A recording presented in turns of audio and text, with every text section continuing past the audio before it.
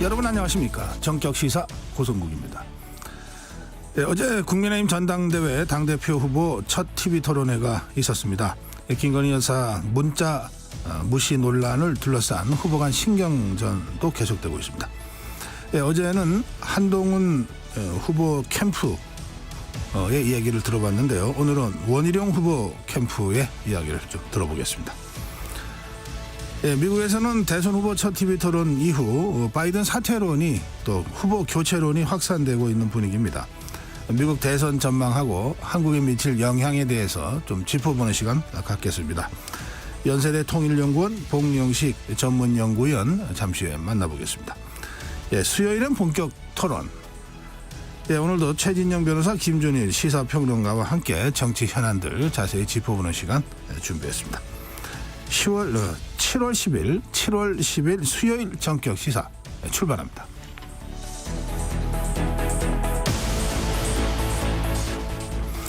네, 정격 시사는 유튜브 라이브로 생방송 참여하실 수 있습니다. 문자 참여는 짧은 문자 50원, 긴 문자 100원, 샵 9730으로 해주십시오. 콩 어플 무료로 쓰실 수 있습니다. KBS 1라디오 정치, 경제, 사회문화 각종 명품 콘텐츠가 청취자 여러분을 기다리고 있습니다. 구독과 좋아요 그리고 댓글로 여러분 함께 해주십시오.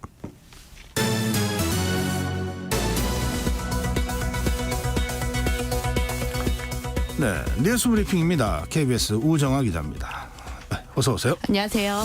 네, 간밤부터 이어진 비가 오늘 아침까지 계속 내리고 있습니다. 밤 사이에 대구 경북 지역에서는 많은 비가 내려서 주민들이 대피를 한 곳도 있죠. 네, 주민들이 대피를 한 곳도 생겼습니다. 이 비가 정말 많이 밤 사이에 왔는데요. 안동과 상주 등 이 경북 북부 지역을 중심으로 경북 16개 시군에서 1,300여 가구, 주민 1,800여 명이 집을 떠나서 지금 임시 대피를 해 있는 상태입니다.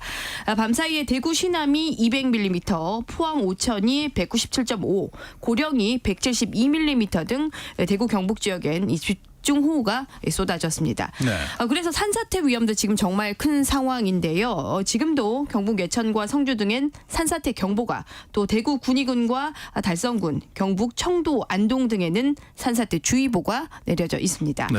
한국수자원공사는 오늘 0시부터 상주와 낙단, 구미와 칠곡 등 낙동강 8개 보의 수문을 열어서 지금 방류량을 늘린 상태입니다. 아, 그래요.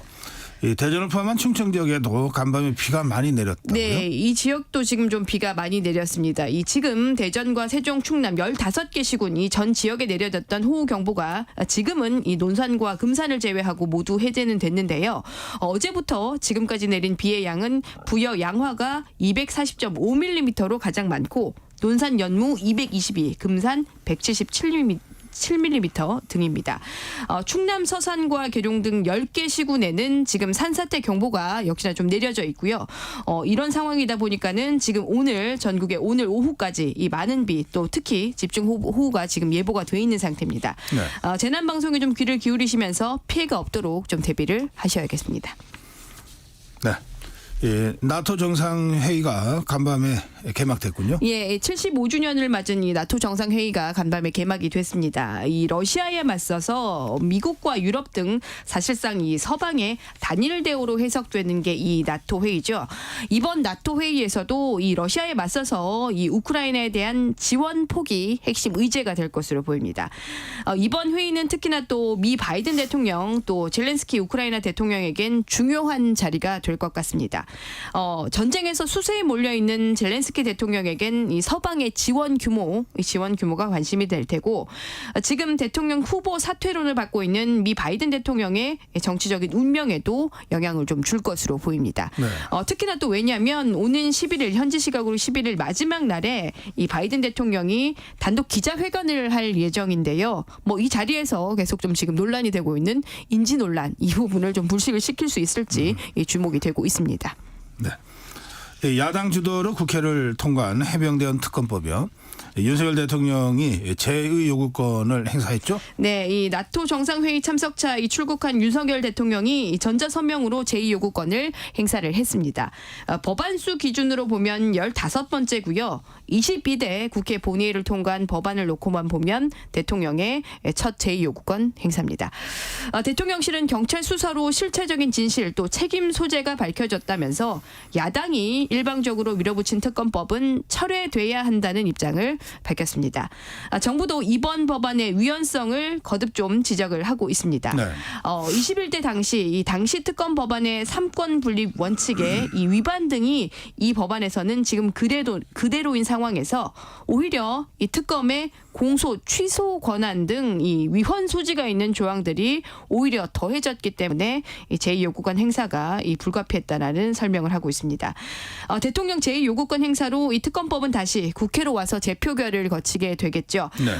제적의원 과반 출석에 3분의 2 이상이 찬성을 하면 통과가 되게 되는데 만약 이 국회의원 모두가 출석을 한다면 192석의 야권에 더해서 200표가 돼야 되니까 여당 소속 의원 8명, 이 8명의 이탈표가 지금은 필요한 상황입니다. 네, 이 대통령의 제의 요구권 행사 야권이 강력히 반발했고요. 예, 예상대로 좀 반발을 했습니다. 야권은 이 국민을 상대로 선전포고를 한 것이다라고 하면서 반드시 제2의결을 관철을 시켜서 억울한 죽음의 책임을 묻겠다 이렇게 지금 강조를 하고 있습니다. 반면 여당은 이 젊은 해병의 안타까운 희생을 탄핵으로 지금 몰고 가려는 정치적인 목표를 야권이 이제는 좀 내려놓으라라고 하면서 공수처 수사 결과를 기다리는 게 맞다. 그게 순리다. 이렇게 지금 맞서고 있습니다. 네.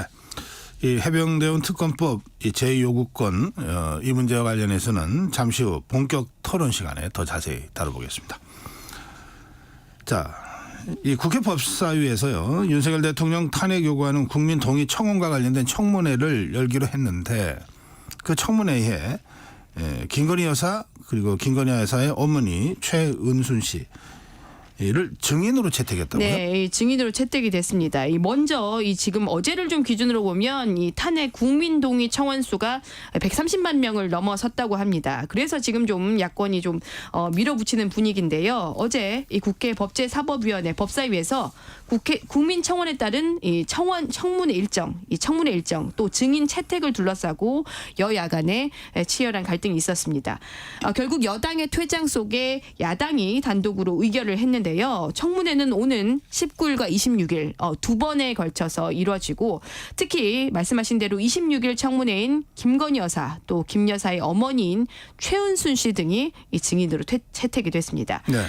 국민의힘은 이번 청문회는 위법이어서 무효고 사실상 탄핵 예비 절차다라고 반발하면서 맹비난을 했습니다. 사상 처음으로 대통령 배우자가 국회 청문회 증인으로 지금 채택이 된 상황인 건데요.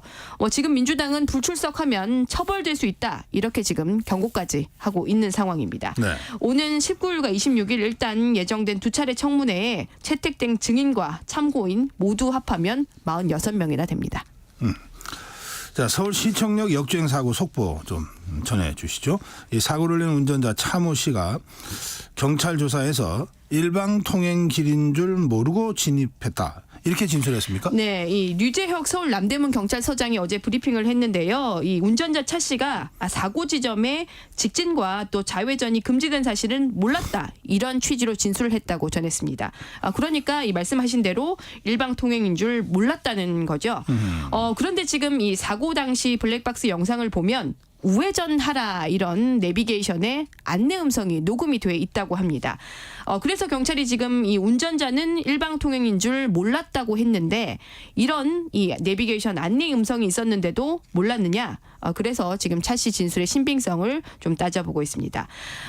운전자 차 씨는 지금도 계속해서 브레이크를 계속 밟았는데 들지를 않았다. 이런 진술을 유지를 하고 있습니다. 네. 예, 사실 그동안 이제 사고 원인으로 계속 제기됐던 것이 혹시 이 운전자 차 씨가 브레이크하고 액셀러레이터를 혼돈한 건 아니냐 뭐 이런 이제 의혹이 좀 계속 제기되어 왔었는데 이 부분 조사가 이루어지고 있습니까? 네, 이 경찰도 지금 수사를 이 부분을 하고 있습니다. 어제 브리핑에서 기자들이 이 부분을 좀 집중적으로 질문을 했었는데요. 말씀하신 대로 브레이크 악셀 이 헛갈려서 잘못 밟은 거 아니냐라는 가능성의 제기입니다. 이 가능성이 좀 계속 나왔던 이유가 이 지금 운전자 차 씨가 지금 현직 버스 기사죠. 이 사고가 난 제네시스 차량의 악셀 페달 또 버스의 브레이크 페달 이 두 페달이 이 악셀 브레이크가 정말 좀 비슷하게 생겼거든요. 그래서 오르간 페달이라고도 이 부른다고 합니다. 그래서 이 악셀, 브레이크 정말 이 비슷하게 생겼으니까 뭐 혹시나 이 계속 제기가 되고 있는 대로 혼돈한 거 아닌가 이런 가능성이 꾸준히 제기가 됐었는데 네. 이 부분에 대해서 경찰이 두 페달이 이 비슷하게 생긴 건 맞다라고 하면서 수사를 계속하고 있다라고 지금 밝혔습니다. 그러면서도 이 수사의 좀 핵심 내용이다 보니까 자세한 내용은 지금 좀 즉답을 피한 상태입니다. 경찰은 오늘 차 씨를 좀 추가로 조사를 하면서 자택과 휴대전화 압수수색 영장을 신청을 하거나 차 씨에 대한 구속영장 신청 등을 지금 검토를 하고 있습니다. 예. 예, 얼마 전에 축구 국가대표팀 홍명보 감독이 신인 감독에 선임이 됐는데 후폭풍이 좀 만만치 않은 것 같아요. 네, 이 지금 전 국가대표 박주호 전력강화위원이 SNS에 통해서 이번 선임 과정의 문제점을 폭로를 한 건데요. 박 전 위원 주장은 5개월 동안 감독 선임을 논의를 했는데 결국에는 지금 결과를 놓고 보니까 절차대로 된 건 하나도 없다는 겁니다. 네. 결국 자신은 이번 이 홍명보 감독의 내정 사실도 몰랐다라고 하면서 뭐 이런 지경이면 지난 5개월이 뭐 너무 허무하다 이렇게까지 했는데요. 그러면서 박 전 의원은 위원은 일부 위원들 같이 했던 일부 위원들 문제를 거론을 하기도 했습니다. 뭐 심지어 위원 누군가는 자신이 임시로 감독을 하고 싶어하는 사람도 있었다. 뭐 이렇게 폭로를 하기도 했습니다. 네, 축구협회에서는 이 박 전 위원한테 경고를 했습니까? 네, 이 경고를 하고 있습니다. 축구협회가 박 전 위원의 이번 폭로가 왜곡된 게 많다라고 하면서 이 안에서 있었던 일을 폭로한 건 비밀 유지 서약 위반이라면서 법적 대응까지 거론을 하고 있습니다. 사실 그동안 선임 과정은 계속 좀 문제가 지적이 돼 왔었죠. 특히 지금 일부 축구 팬들은 해외파 감독을 기대를 했었는데 홍명보 감독, 특히나 지금 K리그 현직 감독을 차출했다면서 불만이 적지가 않습니다. 이런 분위기와 맞물려서 축구협회에 대한 비판은 계속될 것으로 보입니다. 네, 오늘 여기까지 듣겠습니다. 뉴스 브리핑 우정화 기자였습니다. 네, 전격 시사 듣고 계신 지금 시각 7시 32분입니다. 전격 시사 출근길 날씨 정보입니다. 현재 호우특보는 주로 남부지방에 내려져 있는데요. 그래도 전 시간보다는 전북 쪽에 호우특보가 해제된 곳이 좀 늘었고요. 지금은 거의 전북 일부와 경상권으로 호우특보가 남아 있습니다. 특히 경북 지역을 중심으로는 호우경보가 내려져 있고 대구 경북 지역은 오늘 낮까지 시간당 30에서 50mm의 매우 강한 비가 주로 쏟아지겠습니다. 비구름이 동쪽으로 이동하면서 이렇게 호우특보 상황도 좀 변해가고 있는데요. 밤새 충청과 남부지방 시간당 100에서 200mm 안팎의 기록적 폭우가 쏟아졌고요. 지금까지 강우량도 200에서 300mm를 넘긴 곳이 많습니다. 밤에 비가 그치기 전까지는 지금 호우특보가 해제된 지역도 조금은 더 주의를 하셔야 되겠고요. 충청과 전북, 경북 중심으로 산사태나 홍수 관련 경보와 주의보가 잔뜩 내려져 있습니다. 피해 없도록 주변을 잘 살피셔야 되겠습니다. 밤새 비구름이 예상보다 남하하면서 서울과 경기 북부 등 수도권을 중심으로는 많은 비를 피하긴 했는데요. 서서히 하늘이 개고 있는 지역도 있습니다. 오후에 또 다른 비구름의 영향을 받을 가능성이 있어서 서울 등 수도권의 강우량 5에서 40mm, 그리고 충청과 전라권 20에서 60, 경상권과 제주 20에서 80mm, 많은 곳은 최고 120mm 이상의 비가 경상권으로 집중이 되겠습니다. 내일과 모레 제주에 주로 비가 오겠고요. 그 밖의 지역은 소나기 소식이 있습니다. 주의를 하셔야 되겠고요. 그리고 오늘 제주에는 폭염특보가 여전히 내려져 있어서 제주는 30도, 서울은 오늘 또 31도까지 오르겠고요. 곳곳으로 후텁지근하거나 무덥겠습니다. 지금 서울 기온은 23.9도입니다. 지금까지 날씨 정보 최형우였습니다. 계속해서 이 시각 교통 상황 정리하겠습니다. KBS 교통정보센터의 정현정 씨입니다. 네, 출근길 상황인데요. 먼저 경부고속도로입니다. 서울 방향으로 수원부터 정체고요. 죽전휴게소에서 밀리고 있습니다. 달래내 고개에서 반포까지 천천히 가고요. 반대 부산 방향은 한남에서 서초까지 밀리고 있습니다. 서해안고속도로 서울 쪽은 일직분기점에서 금천까지 정체고요. 반대 목포 쪽으로는 비봉에서 밀리다가 팔탄분기점에서 정체입니다. 영동고속도로인데요. 강릉 쪽으로 월곶진 출로에서부터 정체가 시작돼서 둔대분기점까지 막히고 있고요. 동군포에서 부곡까지 천천히 갑니다. KBS 교통정보센터였습니다.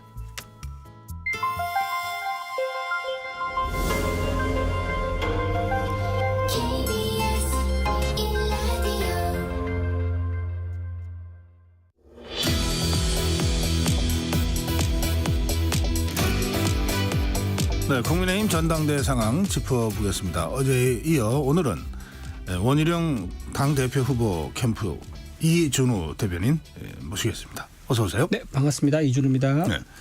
어제 국민의힘 전당대회 첫 TV 토론이 있었습니다. 어떻게 보셨나요? 끝나면 늘 아쉽지요. 준비한 보따리를 다 못 풀어서 좀 아쉬운 것도 있었었고요. 대신에 이제 이런 평가가 좀 있었던 것 같아요. 그 당원들이 목말라 했던 거. 그러니까 정책이나 비전이 도대체 뭐냐.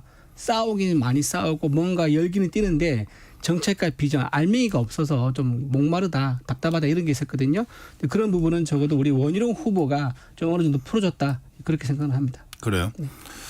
어제 그 한동훈 후보가 원희룡 후보의 발언, 그러니까 지난 총선 때 한동훈 후보가 그 가족이나 인척과 공천을 의논했다, 이런 발언을 원희룡 후보가 했잖아요. 그 부분 관련해서 사실이 아니다 이러면서 사과를 계속 요구하던데 원희룡 후보가 아예 응대를 안 하더라고요. 네네. 자신이 없어서 그런 겁니까? 아니면 처음부터 그 얘기는 원희룡 후보가 때가 되면 밝힐 날이 있을 것이다 이렇게 말씀했었어요. 네. 그 부분을 이제 빼고 이제 대부분 말씀을 자꾸 하시더라고요. 때가 되면 밝히지 말라도 밝힐 거고요. 거기에 대해서는 이제 서병수 선관위 위원장 말씀대로 더 새로운 이슈가 확산되는 거는 좀 자제해달라고 했기 때문에 저희는 때가 되면 밝힐 날이 있을 거다. 거기까지 말씀드리겠습니다. 네, 선관위가 자제해달라는 요청 때문에 네네. 그 말을 자제했다. 네. 그런 겁니까? 네네. 예, 그 TV 토론을 보는 분들은 뭐 이런 거 저런 거 다 떠나서 한동훈 후보가 계속 공격을 하는데 원희룡 후보가 제대로 대응을 안 해서 좀 답답했다, 뭐 그런 그 관전평도 하시던데. 그 본인이 지금 사실 내용이 있게 어저께 이제 토론을 이끌었다고 좀 보기 어려운 것 같아요. 자기의 이게 쏟아진 의혹을 네. 해명하는 데 시간을 대부분 다 썼거든요. 한동훈 후보. 한동훈 후보는. 예. 근데 그 후보가 이제 했던 해명하는 그 시간들이 해명이 또 제대로 되지도 않았어요. 그러면서 뭔가 목소리는 크고 뭐 했지만은 뭐 깨끗하게 해명된 것도 없고 그다음에 뭐 이제 아까 말한 이제 정책이나 비전 이런 것도 뭔지도 모르겠고 그런 상황이 됐었다고 저는 그렇게 봅니다. 네. 그래. 역시 뭐 어제 TV 토론에서도 그렇고 지금 가장 뜨거운 이슈는 김건희 여사 문자 무시 논란이죠. 그 원희룡 캠프에서는 어떻게 보고 있습니까, 이 문제? 저희가 문자에 대해서는요. 그 이번에 전문이 나왔잖아요. 거기 보면 이렇게 됩니다. 지금 사과드립니다. 이런 내용이 4번 나와요. 어떻게 하냐면 100배 사과드립니다. 다시 한번 사과합니다. 1000번, 10,000번 사과합니다. 이런 식으로 4번이고요. 죄송합니다는 진심으로 죄송합니다. 정말 죄송합니다 하면서 5번이 나옵니다. 그리고 잘못했습니다는 너무 잘못한 사건입니다. 잘못 뉘우칩니다. 잘못에 기인해서 드릴 말씀이 없습니다라고 해서 3번 나와요. 총 11번을 아주 읍소해가지고 낮은 자세로 한동훈 위원장한테 사과 표명을 했거든요. 네. 그런데 한동훈 위원장은 자기는 사과를 받은 적이 없다. 이건 사과하게 된 취지가 아니다라고 했습니다. 그런데 전문이 공개되니까 왜 이 시기에 공개되냐라고 또 말을 바꿔요. 처음에 사과 아니랬다가 공개되니까 왜 이 시간에 공개되느냐. 이 시기에 공개되느냐. 이런 식으로 본인에 둘러싸인 의혹에 대해서 대답하기보다는 자꾸 피하는 모습을 보여서 아직까지도 많은 이제 당원들이나 국민들이 뭔가 한동훈 후보가 깔끔하게 해명 못한다. 그렇게 의구심을 갖고 있는 그런 상황입니다. 근데 뭐 우리 청취자들도 궁금해하실 수 있어요. 왜 이 시기에 이 문자가 이렇게 언론을 통해서 보도가 된 걸까요? 이거는 이제 정확하게 좀 짚고 넘어가면요. 예. 1월 24일 날이죠. 그때 TV조선에서 한번 이걸 보도를 했습니다. 똑같은 내용이에요. 그 당시에? 네, 그 당시에. 예. 그 당시에 똑같은 내용인데 제가 그래서 그 기사랑 이번에 전문 공개된 거랑 비교를 해봤거든요. 네. 문장이 완전 똑같아요. 그러니까 새로운 게 공개된 게 아니라 그때 한번 공개됐던 거 있지 않습니까? 그게 소환된 거죠.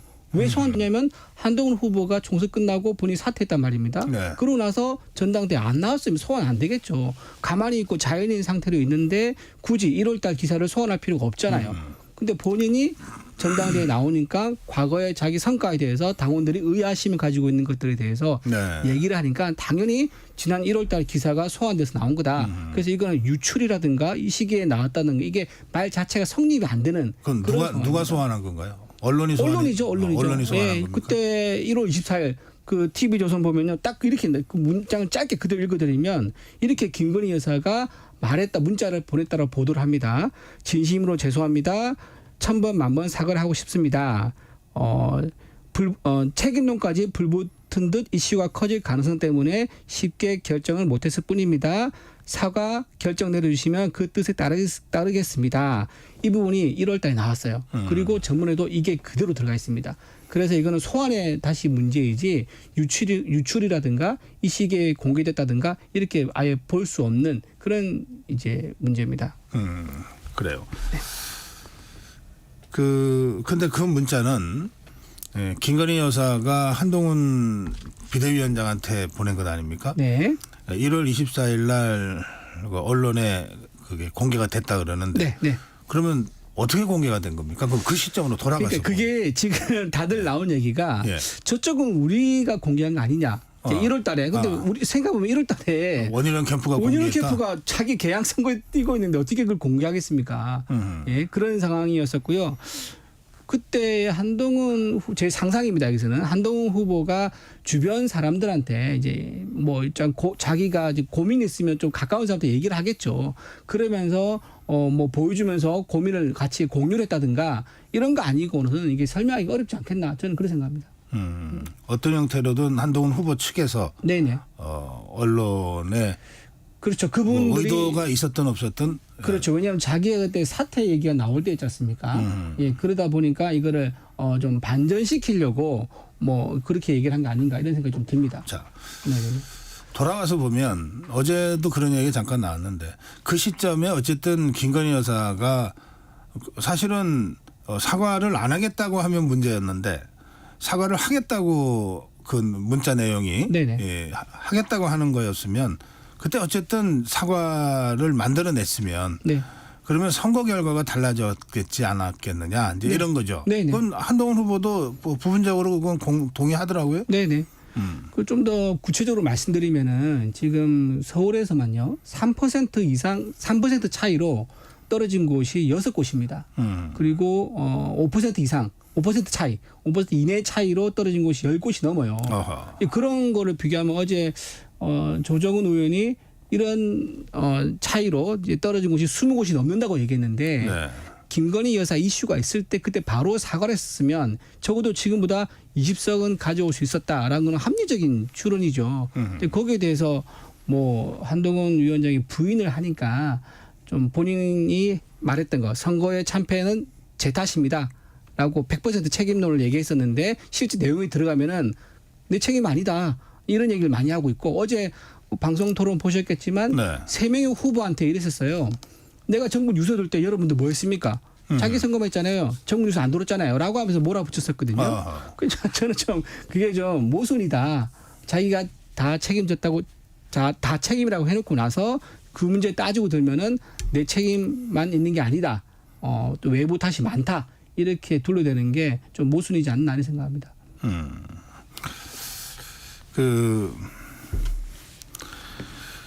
그런데 지금 제가 어제 이제 한동훈 캠프의 신지호 네.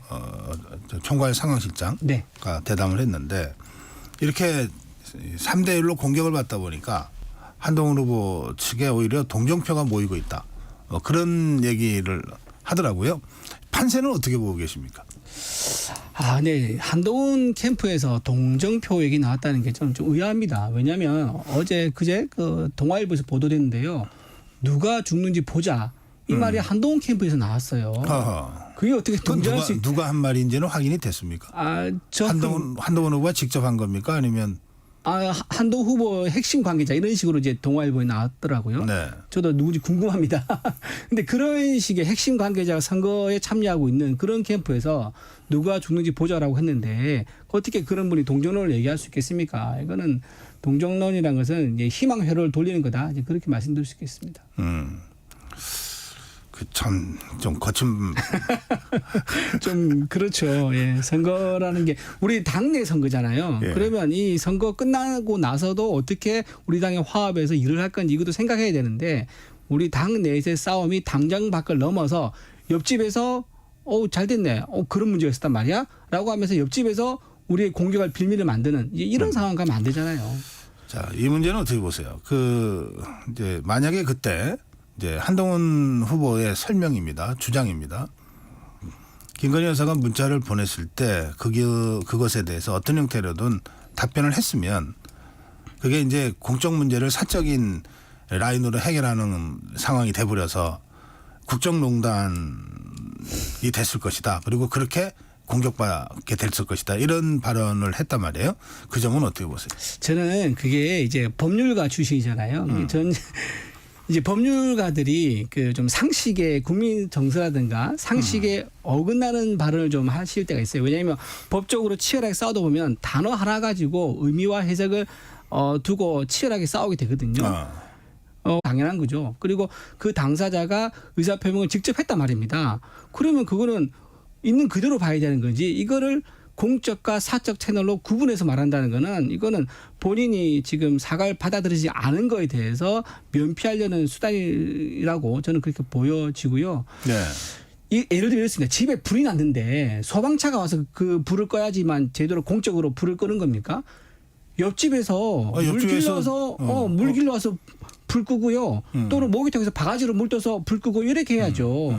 근데 이거를 공적과 사적으로 나눠서 하겠다는 것은 앞으로 만약에 당 대표가 된다 그러면 누가 원내에서 한동훈 대표 찾아가지고 이런저런 의견이나 제안을 할 수 있겠어요. 전부 다 비서실장 통해 가지고 다 해야죠. 그런 식으로 당 운영하면 당이 돌아가겠습니까? 화합이 되겠습니까? 그리고 앞으로도 그러면 당과 정부와 관계가 전부 다 비서실장 통해 가지고 비서실장 통해서 하다 보면은 그게 속도 느리고요. 그 과정을 거치게 되면 편집이 됩니다. 오해가 생길 수 있다고요. 거꾸로. 그런 문제 생기면 더 삐걱거릴 수밖에 없는 거죠. 예. 그렇다 그러면 지난번에 그 본인 출마한다고 할 때 비서실장한테 이렇게 얘기했습니다. 전화를 해서 자기가 전당대회 출마한다. 하니까 비서실장님이 이거는 비서실장이 나한테 얘기할 게 아니라 당사자한테 얘기해야겠다. 대통령 직접 얘기하라. 라고 해서 대통령 직접 얘기를 하게 됩니다. 이런 식으로 본인이 껄끄러울 때는요. 공적 채널이라는 단어를 사용하고 본인이 편할 때는 공적과 사적 구분 안 해요. 이런 식으로 가는 건 곤란하지 않겠느냐. 그런 생각합니다.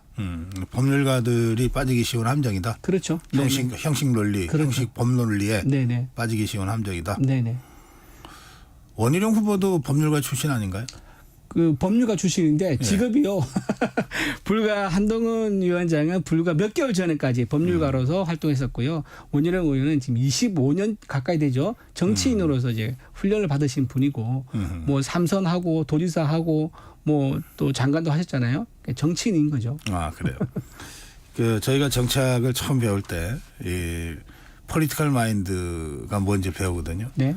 리갈 마인드와 폴리티컬 마인드. 그렇죠. 있죠. 네. 지금 우리 이준호 대변인 말씀은 이 한동훈 후보는 아직 리갈 마인드에서 네. 벗어나지 못했다. 네. 원희룡 후보는 법률가 출신이긴 하지만 한 25년간의 정치 활동을 통해서 폴리티컬 마인드로 재무장됐다. 그렇죠. 그런 차이가 있다. 네. 그거는 너무너무 큰 차이예요. 왜냐하면 지금 한동훈 후보가 이끌어갈 조직은요. 법률 조직이 아닙니다. 법무부라든가 검찰이 아니에요. 원내 의원들이 정치 조직을 이끌고 가거든요. 그러면 그 정치 폴리티컬 마인드 이를 좀 무장하고 오시는 게 맞지 않겠느냐. 좀 더 다듬고 오시면 좋겠다. 그 말씀을 드립니다. 네. 혹시 장예찬 전 최고위원이 뭐 원희룡 캠프에 합류했습니까? 아닙니다. 전혀. 그래요. 전혀. 네. 따로 지금 활동하고 있군요. 네, 네. 장예찬 전 최고위원이 한동훈 후보에 대해서 뭐 이제 이게 법무부 장관 때부터 우호적으로 온라인 여론을 조성하는 팀이 있었다. 이게 법무부 내에 있는 공식 팀이 아니고 바깥에 사설팀을 얘기한 것 같아요. 그 맥락이 네, 네, 네. 예, 그런 주장을 했습니다. 그건 어떻게 보세요? 그 장해찬 이제 전 최고하고 한동훈 이제 후보하고 좀 관계가 옛날에 친분이 있었는 것 같더라고요. 예, 있었는 모양인데 아마 장해찬 후보가 뭐 장해찬 전 최고가 이제 자신이 없으면 그런 말 할 수가 없을 거예요. 왜 그러냐면은 지금 장해찬 전 최고가 내놓는 말 있지 않습니까? 거기에 대해서 한동훈 캠프가 일절 대응 안 합니다. 논평도 안 하고 반박도 안 하고요. 고소고발 얘기도 한마디도 안 해요. 어허. 그게 자체 의미가 굉장히 큰 거죠. 어느 정도는 본인이 장해찬에 대해서 반박을 하다가 이거 잘못하면 사실관계 확인으로 넘어가 버리면은 그때 되면 분류할 수 있다라고 판단한 게 아닌가라는 이제 의심이 좀 들고요. 그다음에 만약에 법무부 장관 시절부터 그렇게 본인 이제 팬덤이라고 그러잖아요. 그런 커뮤니티에서 좀 지지를 받으면서 응원받는 거에서 그건 좋을 수 있죠. 그건 좋고 자기가 어떤 에너지를 얻는데 좋은 긍정적인 부분이겠지만 거기에 커뮤니티에 너무 빠져서 오랫동안 그렇게 있다 보면은 경도될 수가 있다. 자기의 판단이라든가 이런 게 그런 부분을 아마 장해찬 최고가 지적한 것 같아요. 네, 그래요.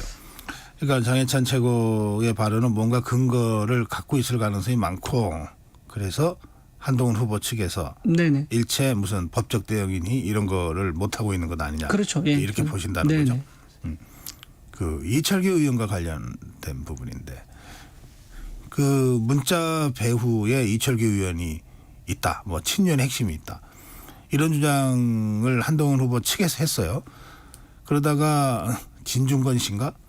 뭐 진중권 씨가 한동훈 후보 캠프에서 캠프 안에서 활동하는지 어떤지는 잘 모르겠습니다.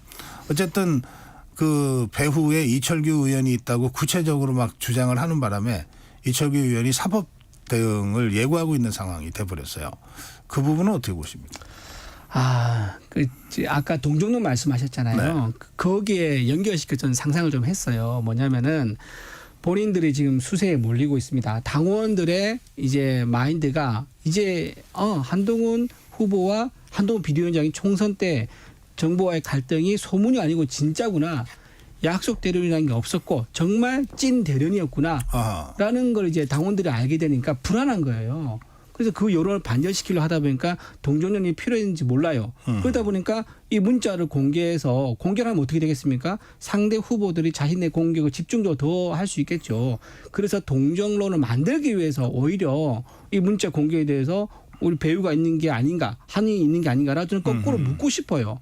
그래서 이 동정론을 얘기하고 있는 한동훈 캠프와 문자 사이에 뭔가 있는 게 아닌가, 저는 오히려 그걸 묻고 싶습니다. 네.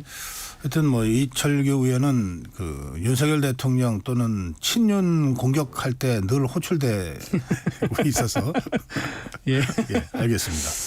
자, 이제 말씀을 쭉 하셨는데 이른바 그 이 한 달쯤 전에 이 전대가 이제 시작되고 무렵에는 이른바 어대한이라고 하는 걸 다들 얘기했습니다. 거의 모든 언론이 보도를 했어요. 한동훈 대세론이죠.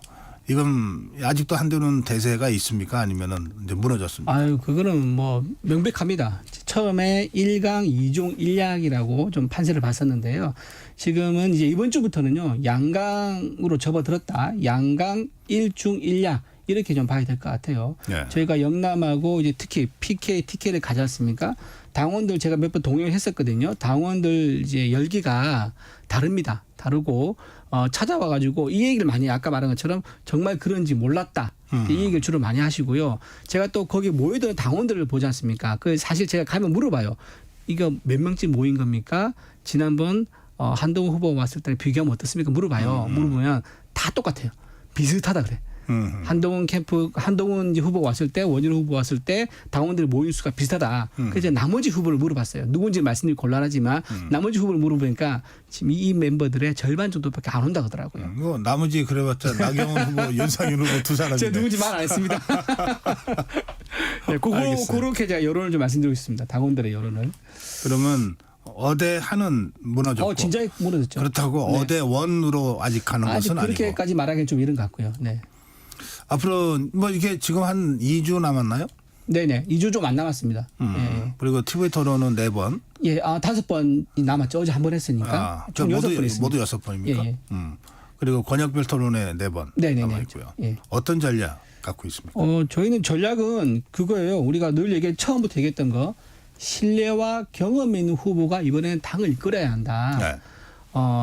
지금 영선의 지금 한동훈 후보고 직전까지는 아까 말씀하신 것처럼 리글 마인드밖에 갖추지 않은 분이 오셨습니다. 그때 처음에 비대위원장을 구성할 때 이런 얘기했었다 하더라고요. 한동훈으로 할 것인가 원희룡으로 할 것인가 이걸 비교하는 이제 그런 게 있었다 그러는데 그 당시에는 한동훈의 인기가 높았습니다. 왜냐하면 민주당 이재명, 조국에 대해서 잘 싸우는 모습을 보여주니까 인기가 많았었잖아요. 그래서 이제 하는 건데 나중에 막상 맡겨보고 청송을 치러보니까 그 갈등 문제가 심각하고 그 갈등이 당 대표가 되면 이어질 수 있겠다. 그리고 그게 풀리지가 않았어요. 본인은 당 대표가 되면 풀겠다고 하는데 그걸 어떻게 믿습니까? 본인 스타일상 좀 내성적인 부분도 있으신 것 같더라고요. 그래서 풀기가 쉽지 않을 것 같기 때문에 신뢰가 있고 경험 있는 분은 원희룡 후보밖에 없다. 이번에 경선하면서 그걸 경선 결과를 수용했죠. 수용하고 정책 윤석열 선대위에서 정책 본부장을 맡았는데 예. 경선 후보자가 그렇게 좀 직급을 낮춰서 가는 건 쉽지 않거든요. 그래도 받아서 갔어요. 갔고 열심히 싸워줬고 그다음에 장강해서 또 그 정치 철학을 열심히 앞장서줬고 예. 그다음에 아무도 안 가려는 다 회피하는 인천 계양에 가서 열심히 싸우고 알겠어요. 예, 그렇기 때문에 신뢰 있는 분, 경험 있는 분이 가야 된다. 그런 말씀드립니다. 신뢰를 앞세워서 네, 네, 당원들과 국민들한테 다가가겠다. 그렇습니다. 여기까지 하겠습니다. 고맙습니다. 네, 고맙습니다. 네, 지금까지 원희룡 당 대표 후보 캠프의 이준우 대변인과 말씀 나눴습니다.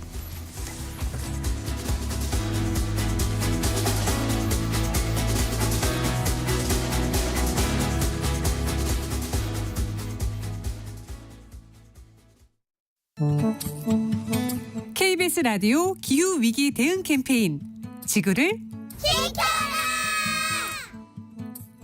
네, 안녕하세요. 기상 칼럼니스트 맹수영입니다. 날씨가 안 좋은 상황에서 기상 정보를 전해주는 사람들은 굉장히 많잖아요. 근데 저는 좀 긴 호흡으로 왜 이런 날씨가 나타나고 있고 앞으로 우리가 어떻게 하면 돼야 될지 좀 더 전문적으로 해설하는 그런 전문가 활동을 하고 있습니다. 제가 2004년에 기상캐스터로 기상방송을 시작하게 됐어요.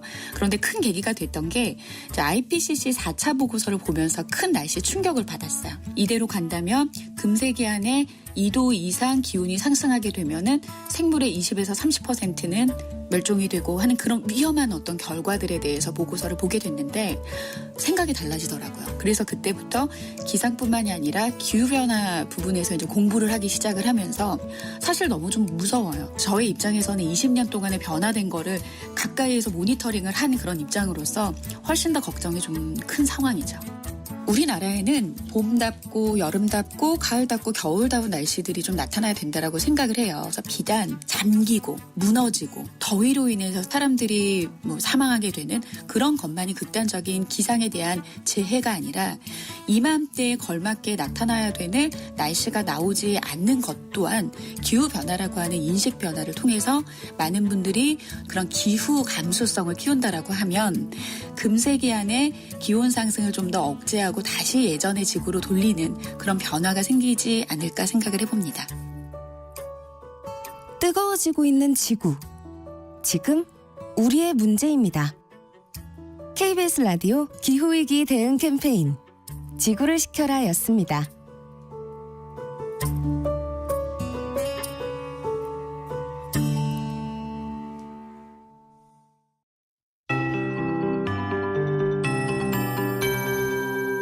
KBS 58분 날씨. 현재 호우특보는 전북 북동부와 대구, 경북, 경남 서부에 발효 중입니다. 오늘 낮까지 남부지방에 매우 강하고 많은 비가 집중되겠고요. 특히 호우경보가 내려진 곳이 많은 경북권 남부에는 지금도 시간당 30에서 50mm의 매우 강한 비가 오고 있습니다. 밤새 충청과 남부지방에는 시간당 100에서 200mm 정도의 역대급 폭우가 쏟아졌고 이들 지역은 지금까지 강우량 100에서 300mm가 넘는 곳도 기록이 되고 있습니다. 비구름이 동쪽으로 치우치면 그치면서 오늘 낮까지는 주로 경상권 중심으로 비가 매우 강하겠고요.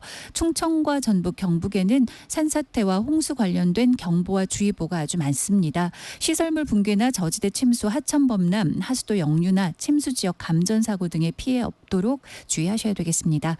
비구름이 예상보다 좀 내려가면서 서울과 경기 북부 등 수도권 일부는 많은 비를 피한 곳도 있는데 경기 남부 일부나 강원권도 100mm 안팎의 비가 기록이 됐고요.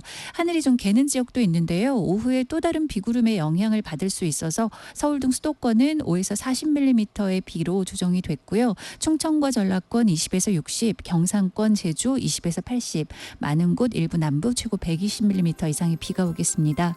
제주는 폭염특보가 내려져 있고요. 오늘 낮 기온 서울 31도, 제주 30, 세종, 대전, 광주 28도까지 오르겠습니다. 최영우였습니다.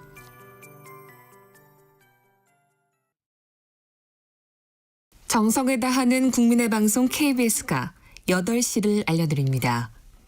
AM 711kHz, FM 97.3MHz, KBS 1라디오입니다. HLKA.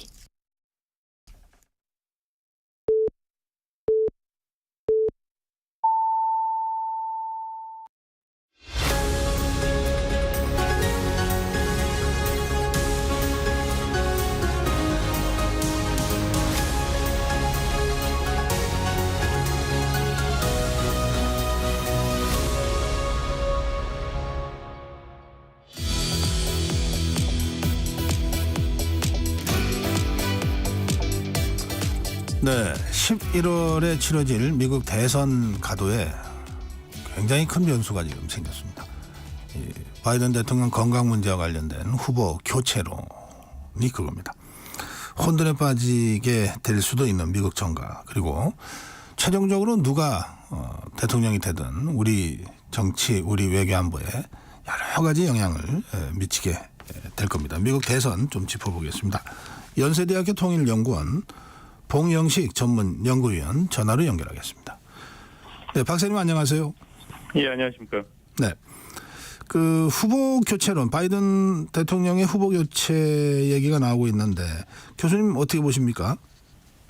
예, 그 6월 27일에 있었던 1차 대선 후보 토론회에서 바이든 현직 대통령 그리고 민주당 대선 후보가 굉장히 그 우려스러운 모습을 보였죠. 그 문장을 제대로 읽지 못한다든지 횡설수설하는 모습을 보였기 때문에 트럼프 후보가 줄기차게 공격했던 바이든 대통령의 노령 리스크 그리고 인지 능력 문제가 불거졌습니다. 그래서 그 대선 후보 토론 이후에 나온 여론조사 결과를 보면 뉴욕타임즈와 시에나 대학의 공동 여론조사를 보면은 트럼프 후보 쪽으로 약 3% 이상의 유권자가 몰려가는 것으로 보였습니다. 그래서 그 격차가 46대 46%였다고 한다면 대선 후보 토론 전에는 이제는 49대 43 내지는 49대 41까지 격차가 벌어졌습니다. 네. 그래서 더 늦기 전에 바이든 후보가 시간이 흐르면서 뭐 인지 능력이 개선되거나 이런 유권자의 우려가 불식될 가능성이 적고 더 젊어지지도 않을 테니까 빨리 후보를 교체해야 된다.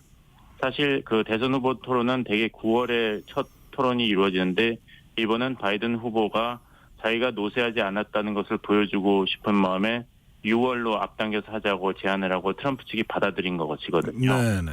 그래서 이런 토론 참사가 일어났지만 바이든 후보 측에서는 오히려 민주당 측에서는 오히려 잘 됐다 이런 의견도 있습니다. 왜냐하면 대선 후보를 교체하고 나서 남은 100일 동안의 노력을 경주하면은 아직도 트럼프 후보를 꺾고 민주당이 대선에 승리할 확률이 있으니까요. 네. 하지만 그 후보 교체가 계속 이렇게 논란만 되고 시간이 끌고 결국 바이든 대통령이 계속 대선을 완주하고 민주당이 진다면 이건 민주당 측으로서는 최악의 시나리오죠. 네, 박사님. 바이든 대통령이 스스로 그만두기 전에는 어떤 방식으로도 후보 교체가 불가능하다. 이 미국 이 선거 과정이나 법적으로 말이죠. 그런 얘기들을 하던데 어떻습니까? 가능합니다. 가능성은 있지만 굉장히 어렵다. 이렇게 말씀드리면 제일 정확하겠습니다. 네. 이제 그 민주당의 그 대선 후보는 공식적으로 전당대회에서 선출된 4천여 명의 그 선거인단이 결정하는 것입니다. 그래서 그 약 4천 명의 선거인단 중에 절대 과반인 이번 2024년 대선은 1968명의 지지를 받은 후보가 민주당을 대표해서 대선 후보가 됩니다. 근데 지금 그 바이든 후보는 그동안 예비 선거에서 절대 과반인 1968명을 넘는 네. 1976년에 그 선거인단을 이미 확보했습니다. 예. 그렇지만 이제 가능성이 있는 건 뭐냐면 전당대회에서 이 선거인단에게 전당대회 의장이 묻습니다. 어느 후보를 지지할 것이냐 네. 했을 때 이제 투표를 해야 되는 것이거든요. 뭐 나는 조 바이든 후보를 민주당 대선 후보로 지지합니다 했을 때 그 집계를 해서 절대 과반수가 넘냐를 결정하는 건데 이 선거인단이 전당대회에 투표는 참석을 합니다. 네. 프레젠트라고 하죠, 영어로. 하지만 어느 후보를 지지합니까 했을 때 응답을 하지 않는 것입니다. 이게 가능합니다. 왜냐하면 공화당은 나는 어느 후보를 지지합니다를 명시적으로 확정을 하고 그에 따라서 투표를 하게 당 규약이 결정돼 있는데 아하. 민주당에서는 양심에 따라서 당신 주의 유권자들이 어느 후보를 지지했는가를 충실하게 투표에 반영한다고만 돼 있습니다. 그리고 그걸 어겼을 때 페널티도 없습니다. 민주당은. 그러니까 이제 기술적으로 말씀드린다면은 이 선거인단이 투표에는 참여를 하되 어느 후보를 지지한다를 이야기를 안 하는 겁니다. 네. 그러면 과반수 득표 후보가 나올 수가 없겠죠. 그렇게 투표는 되겠네요. 진행이 돼도. 예. 그러면 2차 투표에 들어갑니다. 2차 투표에 들어가면은 그때는 슈퍼 델리깃이라 그래서 민주당의 엘리트 지도자들이 700명 정도 되는데 이 사람들은 예비 선거에 참여하지 않고도 전당대회에서의 후보 선출에 투표할 그런 권리가 있습니다. 그래서 700명이 추가돼서 2차 투표를 하는데 여기서 약 그 3,000명 정도의 선거인단을 확보한 후보가 절대 과반수를 네. 확보해서 알겠습니다. 이제 대통령 후보가 되는 것이죠. 예, 뭐 어렵기는 하지만 길이 없는 건 아니다. 이런 이제 설명을 해주셨는데. 예, 근데 바이든 후보가 철회한다 그래서 러닝메이트인 카말라 해리스가 자동적으로 대선 후보가 되는 것은 아닙니다. 새로 다시 해야 됩니다. 다시 또 처음부터 해야 돼요? 예, 이렇게 지명하는 거는 소용이 없습니다. 그렇군요. 어쨌든 뭘 하려고 그래도 후보 교체를 하려고 해도 바이든이 빨리 사퇴를 하고 민주당 측에서는 그것이 가장 교체론자들은 가장 안전한 그런 변화라고 하겠습니다. 예, 다시 절차를 밟으려면 최소한의 시간이 필요할 테니까 말이죠. 그렇죠. 알겠습니다. 그러면 이 점 민주당은 상당히 지금 쫓기는 상황이네요. 그렇죠. 그렇지 않아도 경합주 8개 주에서 위스콘신을 빼놓고는 바이든 후보가 트럼프 후보한테 뒤지고 있다는 그런 여론조사가 계속 나왔지 않습니까? 네. 그래서 이번에 6월 27일 대선에서 승기를 잡아서 이 경선 지역에서 트럼프 후보를 앞선다는 그런 보관이었는데 오히려 이것이 바이든 대통령에게 4년을 더 임기를 맡기는 것은 무리다. 이런 고령 리스크, 인지 능력 리스크가 불거졌기 때문에 이것을 수습하는 지금 단계입니다. 알겠습니다. 그럼 우리 박사님은 최종적으로 어떻게 전망하십니까? 바이든이 끝까지 갈 거라고 보십니까? 아니면 어떤 형태로든 교체가 될 거라고 보십니까? 그것은 이제 시간의 문제입니다. 결국에는 바이든 후보가 지금 제일 믿고 있는 것은 시간입니다. 시간을 끌면 아무리 바이든 후보의 리스크가 크다 그래서 교체하기에는 이제 물리적으로 사실상 시간이 모자라게 되거든요. 그래요? 지금 100일 남았습니다. 그렇다 보면은 리스크가 크지만 결국에는 바이든 후보를 고소하는 수밖에 없겠다. 이게 민주당 내에서 여론이 굳어지겠죠. 네. 그래서 바이든 후보 입장에서는 여러 가지 이렇게 사퇴 압박이 있지만 시간을 끌고 있는 것이 그 시간이 흐르고 나면은 리스크가 있지만 그러면 대안은 더 낫냐. 미셸 오바마 전 영부인은 정치에 뜻이 없다고 하고 카말라 해리스 부통령도 사실 2020년 민주당 대선 레이스에 참가했지만 그때 존재감이 없었거든요. 네. 그리고 갑자기 100일 안에 카말라 해리스가 훌륭한 대통령감이다 얘기하기도 민주당 입장에서는 굉장히 힘든 것이거든요. 과연 트럼프를 이길 수 있을 것인가. 그러니까 바이든 후보 입장에는 시간을 끌면은 결국에는 다시 바이든 후보밖에는 선택지가 없다. 이런 식으로 여론이 돌아갈 것에 기대하고 있습니다. 미국 대선에서 후보가 교체됐던 사례가 있습니까? 교체됐다기보다는 이제 민주당이 혼란을 경험했던 경우가 있는데요. 1952년과 1968년입니다.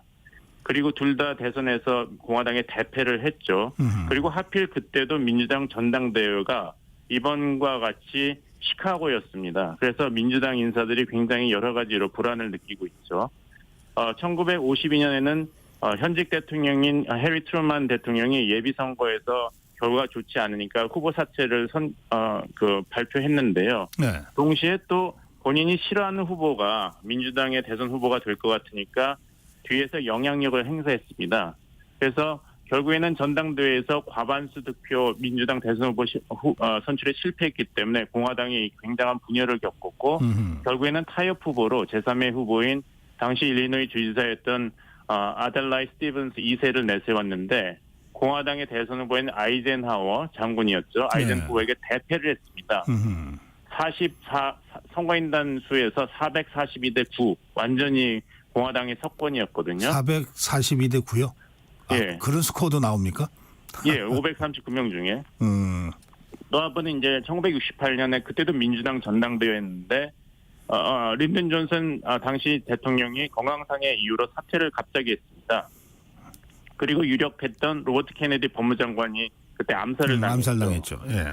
그래서 이제 공화당에서는 부통령이었던 유버 험프리 후보를 내세우긴 했는데 당시 민주당에서 그 존슨 대통령의 흑인 민권에 반대하던 조지 왈라스 주지사는 또 독자 출마를 했습니다.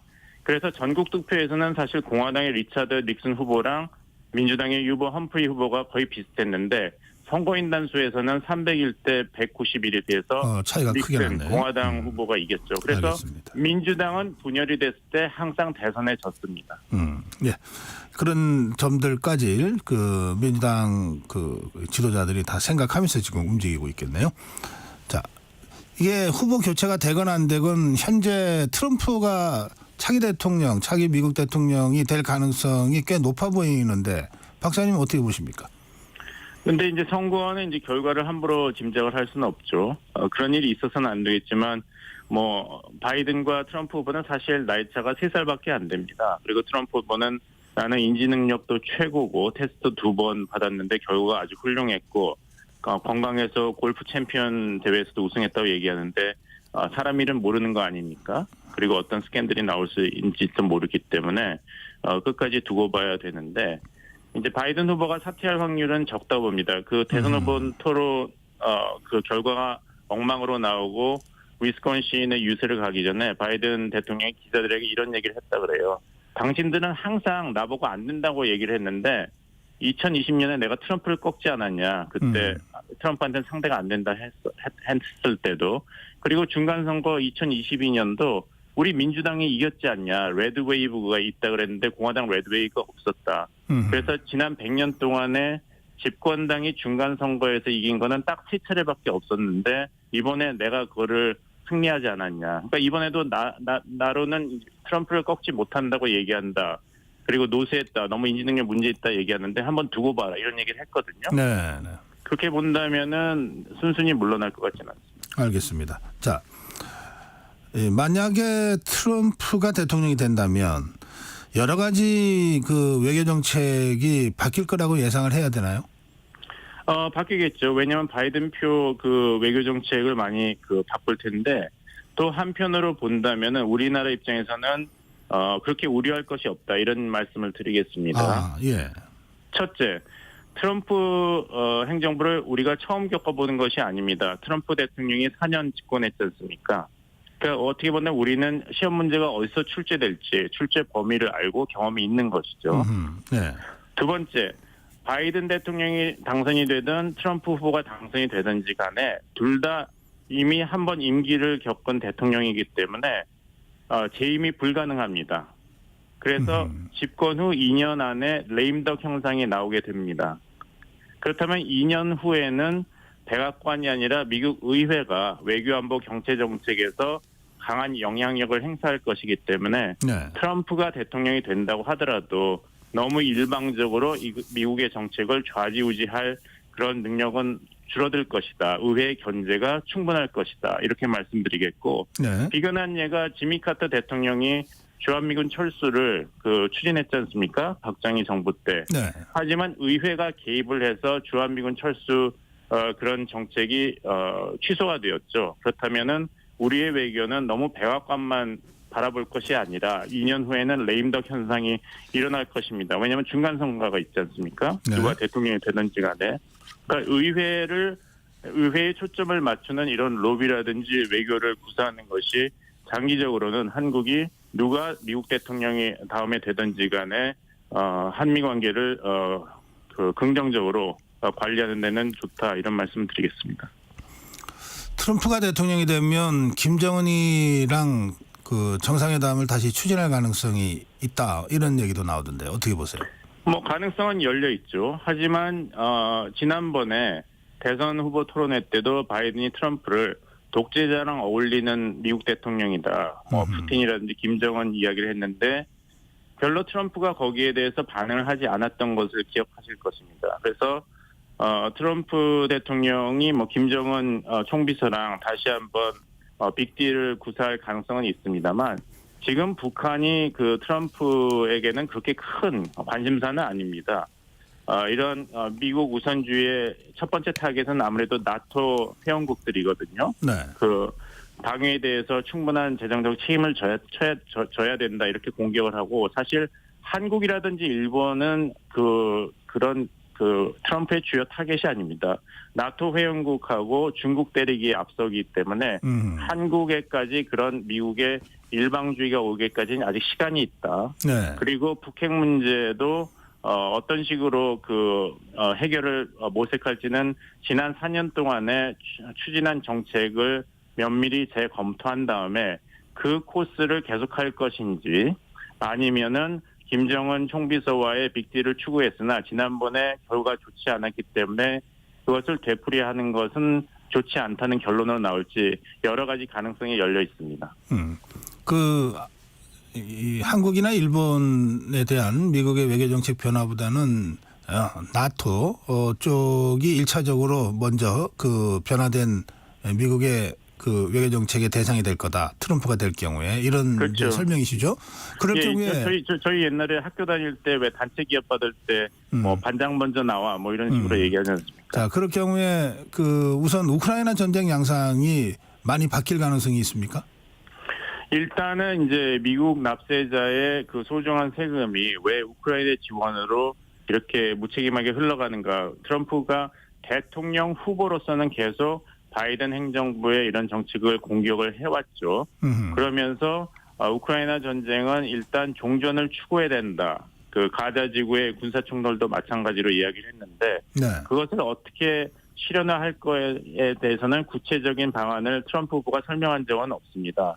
그래서 우크라이나에 대한 무기 지원도 우크라이나와 러시아가 하루빨리 정전에 합의하는 방향으로 그것이 레버리지로 작용할 차원에서 그 수단으로 사용될 가능성이 높습니다. 아하. 그렇다면 우크라이나에 대한 군사 지원을 미국이 갑자기 끊는다면은 그리고 러시아의 승리로 끝난다면은 그것도 트럼프 대통령에 대해서는 굉장히 치명적인 그런 실패로 기록이 될 것입니다. 그것을 원하지는 않을 것이죠. 네. 왜냐하면 외교안보 정책에 있어서는 민주당보다도 사실 공화당이 강경을 선호합니다. 그래서 만약에 우크라이나 전쟁이 러시아의 일방적인 승리로 끝난다면은 트럼프 대통령도 집권 2기에서 치명적인 그런 타격을 받을 것이기 때문에 이런 후보로서의 언사와 대통령이 됐을 때 실질적인 정책 간에 간격이 있을 수 있다 이렇게 생각합니다. 그래요. 지금 우리 박사님 말씀하신 대로 이 트럼프가 러시아 우크라이나 전쟁의 그 패전 대통령이 되고 싶지는 않겠죠. 예, 그렇습니다. 그 토론회에서도 얘기한 게 내가 대통령으로 다시 4년을 맡았으면은 가자 지구에서 이런 혼란도 없을 것이고 러시아도 감히 우크라이나를 침공을 안 했을 것이다 이렇게 얘기를 했거든요. 네. 그런 면에서는 이른바 힘에 의한 평화 이런 것을 바이든보다는 트럼프가 더 강하게 주장하고 나올 수도 있다. 예, 그렇습니다. 그런 예상도 가능하군요. 예, 다시 말씀드리면 누가 당선이 되든지 간에 2년 후에 집권당은 중간 선거를 치러야 됩니다. 네. 그리고 중간 선거는 지난 100년 동안 미국 역사상에서 40차례 선거가 있었는데 37번을 야당이 승리했습니다. 이것은 이제 집권 여당에 대한 심판의 기능이 강하게 작용하기 때문인데요. 네. 그렇다면은 트럼프가 집권하더라도 2년 후에 중간 선거에서 공화당이 잘 못한다면, 패배한다면 의회는 민주당 쪽으로 넘어갈 것이고, 그렇다면은 트럼프 2기 대통령은 그때부터 레임덕 현상을 겪게 될 것이다. 따라서 의회에 초점을 맞추는 우리의 외교안보 정책 준비가 필요하다는 말씀을 드리겠습니다. 예, 마지막 질문 드리겠습니다. 이 북한과 러시아 그 조약이 뭐 거의 준군사동맹이라고 보통 얘기하는데 우리가 어떻게 대응하는 것이 좋겠습니까? 과유불급입니다. 이번에 푸틴과 김정은 위원장이 사인한 그 상호 조약을 보면은 제4조가 유사시 러시아의 자동적인 군사 개입으로 해석될 수 있는 여지는 분명히 있습니다만 법적인 절차가 있는 것이랑 실제로 그 가능성이 높다는 것은 우리가 구분해서 생각을 해야 되겠죠. 네. 우리는 아직 카드가 많습니다. 사실 우리가 만약 우크라이나에 대해서 대량 살상 무기라든지 포탄 지원을 시작한다면 러시아는 우크라이나 전쟁을 승리로 이끌 가능성이 없어집니다. 러시아도 이것을 잘 알고 있기 때문에 한국이 경고한 레드라인을 거스리는 그런 대북 지원은 하지 않는 것이 러시아의 국익의 가장 최선의 선택이라는 건 누구보다 잘 알고 있거든요. 네네. 그래서 푸틴 대통령도 대한민국이 북한을 무력 침공하지 않는다고 했으니까 한반도에 러시아가 제4조에 따라서 자동 군사 개입을 할 가능성이 없기 때문에 대한민국은 그렇게 우려하지 않아도 된다 이런 설명을 했잖아요. 네.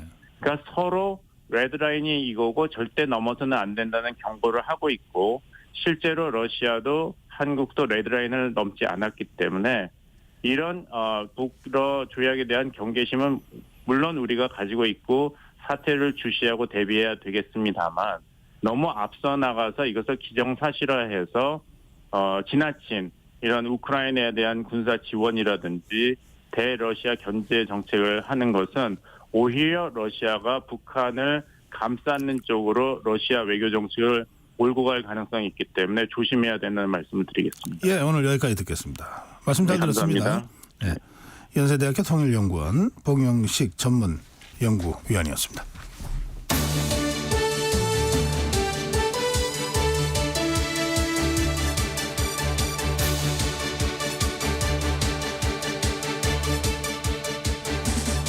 네, 한 주의 한가운데 뜨거운 정치 현안 본격적으로 토론해드립니다. 최진영 변호사 나오셨습니다. 네, 반갑습니다. 수요일의 남자 최진영입니다. 예, 김준일 시사평론가입니다. 예, 안녕하세요. 김준일입니다. 예, 어제 국민의힘 전대 당대표 후보 첫 TV 토론이 있었습니다. 어떻게 보셨습니까, 김준일 평론가? 뭐 순위를 굳이 매기자면은 1위 나경원, 2위 한동훈, 3위 윤상현, 4위 원희룡 뭐 이 정도 매길 수 있을 것 같아요.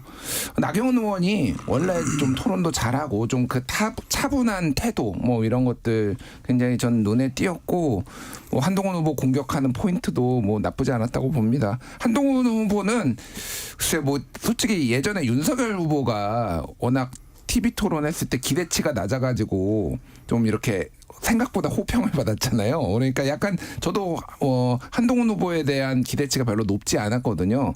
왜냐하면 그 쓰는 언어들이 굉장히 공중에 좀 붕 떠 있다. 사실 그런 느낌을 인터뷰할 때 많이 받았는데 생각보다 잘했다. 그런데 제가 제 눈에 띄었던 거는 왜 윤상현 뭐 이를테면 나경원, 원희룡한테 왜 지원 요새 안 왔냐.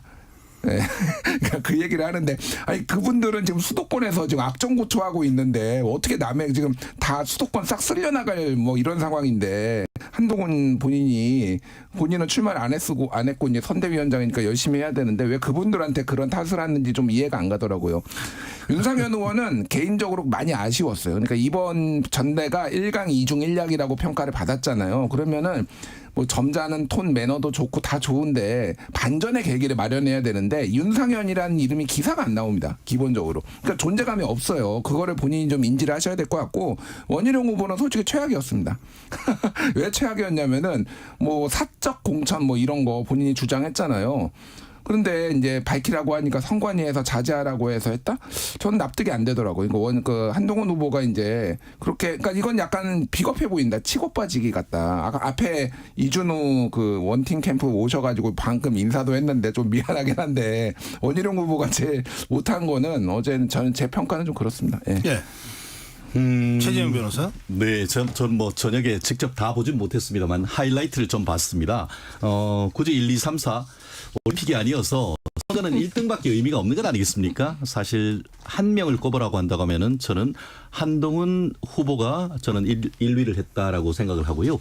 2위는 나경원 후보란 점에 대해서는 저는 공감을 하고 3위는 원희룡. 사실 4위는 안타깝지만 윤상현 의원인 것 같습니다. 마지막 4위로 했는 이유는 공사 구별 못하는 후보를 찍혔다는 점에서 상당 부분 지금 윤상현 의원 같은 경우에는 국민들한테 상당 부분 좀 정치적 이미지가 별로 안 좋아졌다는 그런 의미인 것이고 2, 3등은 사실 뭐 거기가 거기다 그런 의미인 것이고 1위를 제가 왜 한동훈 후보로 꼽았냐 하면은 마치 전 세계 TV 토론 첫 번째가 미국 60년대 닉슨 케네디 TV 토론에 있는 것처럼 젊음 자체가 상당히 어떤 그 사람들한테 미치는 그런 이미지적 영향이 좀 컸던 것이 아닌가. 50대 초반으로서의 어떤 한동훈 후보자의 젊음 이런 부분이 새로운 어떤 기대를 가졌다라는 그런 이미지적 측면에서 상당히 긍정적인 의미가 있었고 더불어서 1대 3으로 싸우기가 쉽지가 않습니다. 그런 점에서 1대 3이란 구도 속에서 나름대로 그 다른 후보들의 예봉을 상당 부분 좀 빗겨가면서 다른 후보들과의 어떤 차별화를 했다는 점에서 어떻게 보면 차세대 리더로서의 그런 입지 이런 점의 어떤 전략이 상당 부분 먹혔지 않나 싶고요. 뭐 또 말씀 자체도 TV 토론이란 것을 사실상 처음 해보는 그런 입장에서 어떤 사람들보다 비교적 안정되게 얘기를 하고 방어를 하면서도 또 공격을 하는 이런 부분을 전체적으로 어떤 조화를 이뤘다라는 점에서 저는 한동훈 전 비대위원장이 나름대로 제가 봤을 때는 이번 첫 번째 TV 토론에서의 금메달 주자가 아닌가 생각합니다. 그래요. 그 역시 이제 뭐 TV 토론에서나 또는 뭐 토론장 바깥에서 언론을 통해서 이루어지고 있는 공방은 핵심이 김건희 여사 문자 무시를 둘러싼 공방인 것 같은데 이 공방 자체에 대해서는 어떻게 생각하십니까? 최재형 변호사. 저는 망하는 길이죠. 그렇지 않습니까? 지금은 총선 패배에 대해서 국민들에게 깊이 사과하고 앞으로 보수가 재집권하기 위해서 혁신하고 구체적으로 민생을 위해서 뭘 할 것인지 그걸 던지는 장이 되어야 되는데 내부적 분열로 친한이니 뭐 반한이니 뭐 친윤이니 비윤이니 이런 얘기를 보내는 것 자체가 국민들의 어떤 식상함을 넘어서 분노를 일으키는 것이라고 생각을 합니다. 논란 자체가 망하는 길이다. 그렇습니다. 예, 김준일 평론가. 예, 저는 그렇게 봅니다. 뭐 비슷한 맥락이고요. 그러니까 이게 저는 이 경향신문 기사가 이렇더라고요. 그러니까 그 제목이 그러니까 그 청취력 독해력 테스트 한다고. 김건희 여사가 사과를 했는지 안 했는지 여부를. 그러니까 예전에 바이든 날리면 가지고 이게 뭐 전 국민 청취력 테스트를 했는데 그러니까 이거를 읽고 저는 그러니까 각자 보고 싶은 대로 보는 것 같아요. 야, 사과할 의사가 없었던 거 아니야? 이렇게 주렁주렁 대선에서 뭐 그때 10%가 뭐 지지율이 빠졌네 이런 얘기까지 다 해놓으면은 뭐 그리고 보고 싶은 대로 지금 다 뭐 상대 다른 쪽에서는 야 이거 사과하겠다는 의사지. 그러니까 이거가 어떤 발전적인 얘기가 될지 뭐 이런 것도 있고 제가 보기에는 이거는 말씀하셨다시피 국민의힘에 굉장히 안 좋고 공멸론 그리고 이제 폭로전으로 지금 가고 있잖아요. 장해찬 전 최고가 나와가지고 지금 댓글팀을 운영을 했네, 뭐 여론 관리팀을 운영을 했네, 막 이렇게 지금 무차별적으로 가는 게 아마 이게 이번 전당대회가 되게 두고두고 기록에 남을 것 같다. 윤석열 정부를 평가함에 있어서 윤석열 정부가 내리막길을 가는 시점, 어떤 그 기점으로 좀 이렇게 나올 것 같아요. 예. 예, 매주 수요일 여러분과 함께 본격 토론 진행하고 있습니다. 최진영 변호사, 김준일 시사평론가와 함께하고 있습니다. 잠시 후에 계속하겠습니다.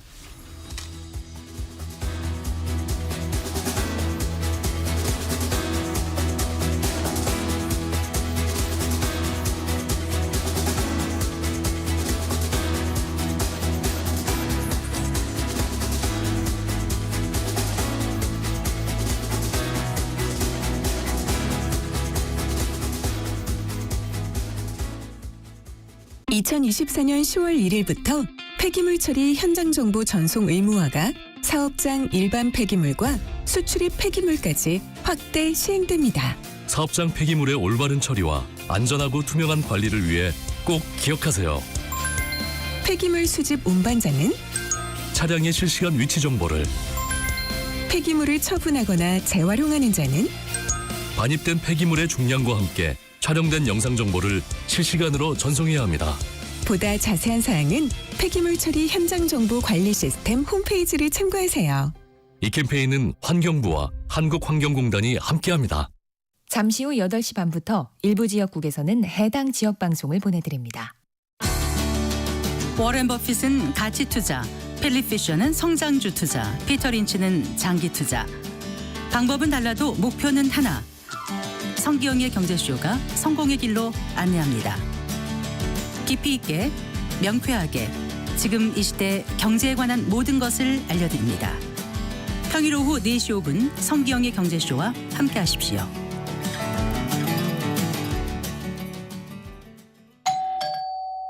편지 왔습니다. 퇴근길 지친 당신에게 힘이 되는 뉴스를 전해드립니다. 매일 저녁 5시 5분 당신과 함께 읽는 세상 이야기 KBS 1라디오 뉴스레터 K. 지금 시각은 8시 30분입니다. KBS.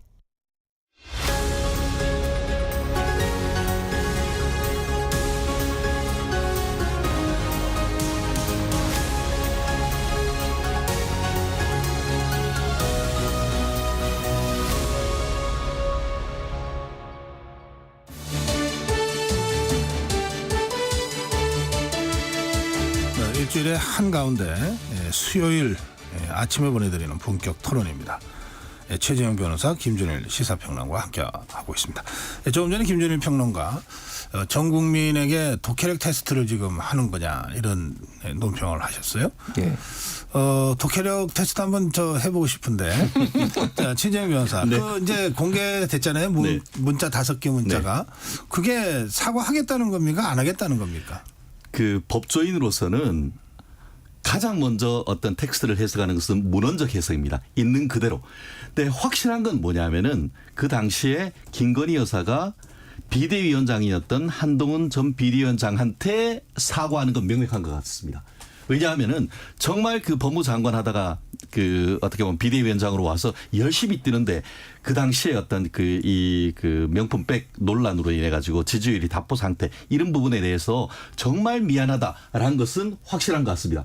근데 그 다음에 지금 말씀하시는 그 대국민 사과 이 부분에 대해서는 전후 맥락에 있어서 해석의 여지는 분명히 있는 것 같습니다. 그런데 어제 같은 경우에 이 부분과 관련해서 JTBC에서 이 같은 날 어떻게 보면 그 김건희 여사가 한동훈 전 비대위원장한테는 사과할 수 있도록 해달라. 또 윤 대통령과 식사하면서 좀 두 분 간의 관계를 좀 회복시켜달라 이런 얘기를 하면서 동시에 또 이른바 친윤 의원들한테는 이거 지금 그 사과를 할 경우에는 윤 대통령한테까지 그 물귀신 작전으로 민주당이 나올 것이다라고 해서 사실상 사과를 거부하는 듯한 내용을 같이 보냈다는 것이 왔던 것이죠. 아마 한동훈 전 비대위원장 입장 같은 경우에는 양 두 갈래의 어떤 그런 것을 다 보고 종합적인 어떤 상황을 판단한 것 같은데요.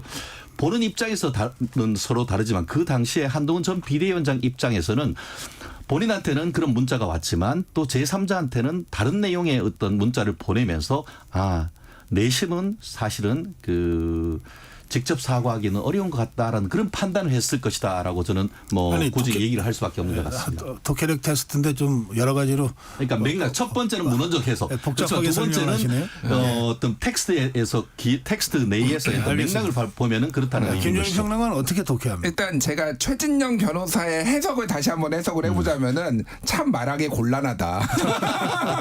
말이 되게 길어지고 설명이 주렁주렁 붙잖아요. 그러신 것 같은데. 네, 그러신 것 같아요. 그러니까 지금 상황은 이건 왜냐면 누구 편드는 것처럼 보이니까 용산 여사님도 신경 써야 되지 한동훈 뭐 원희룡 다 신경 써야 되니까 제가 아무런 이해관계가 없는 제가 좀 단도직입적으로 얘기를 하면은 우리 김정일 평론가 진짜 이해관계 없어요? 저는 아무도 없죠. 그럼 하세요.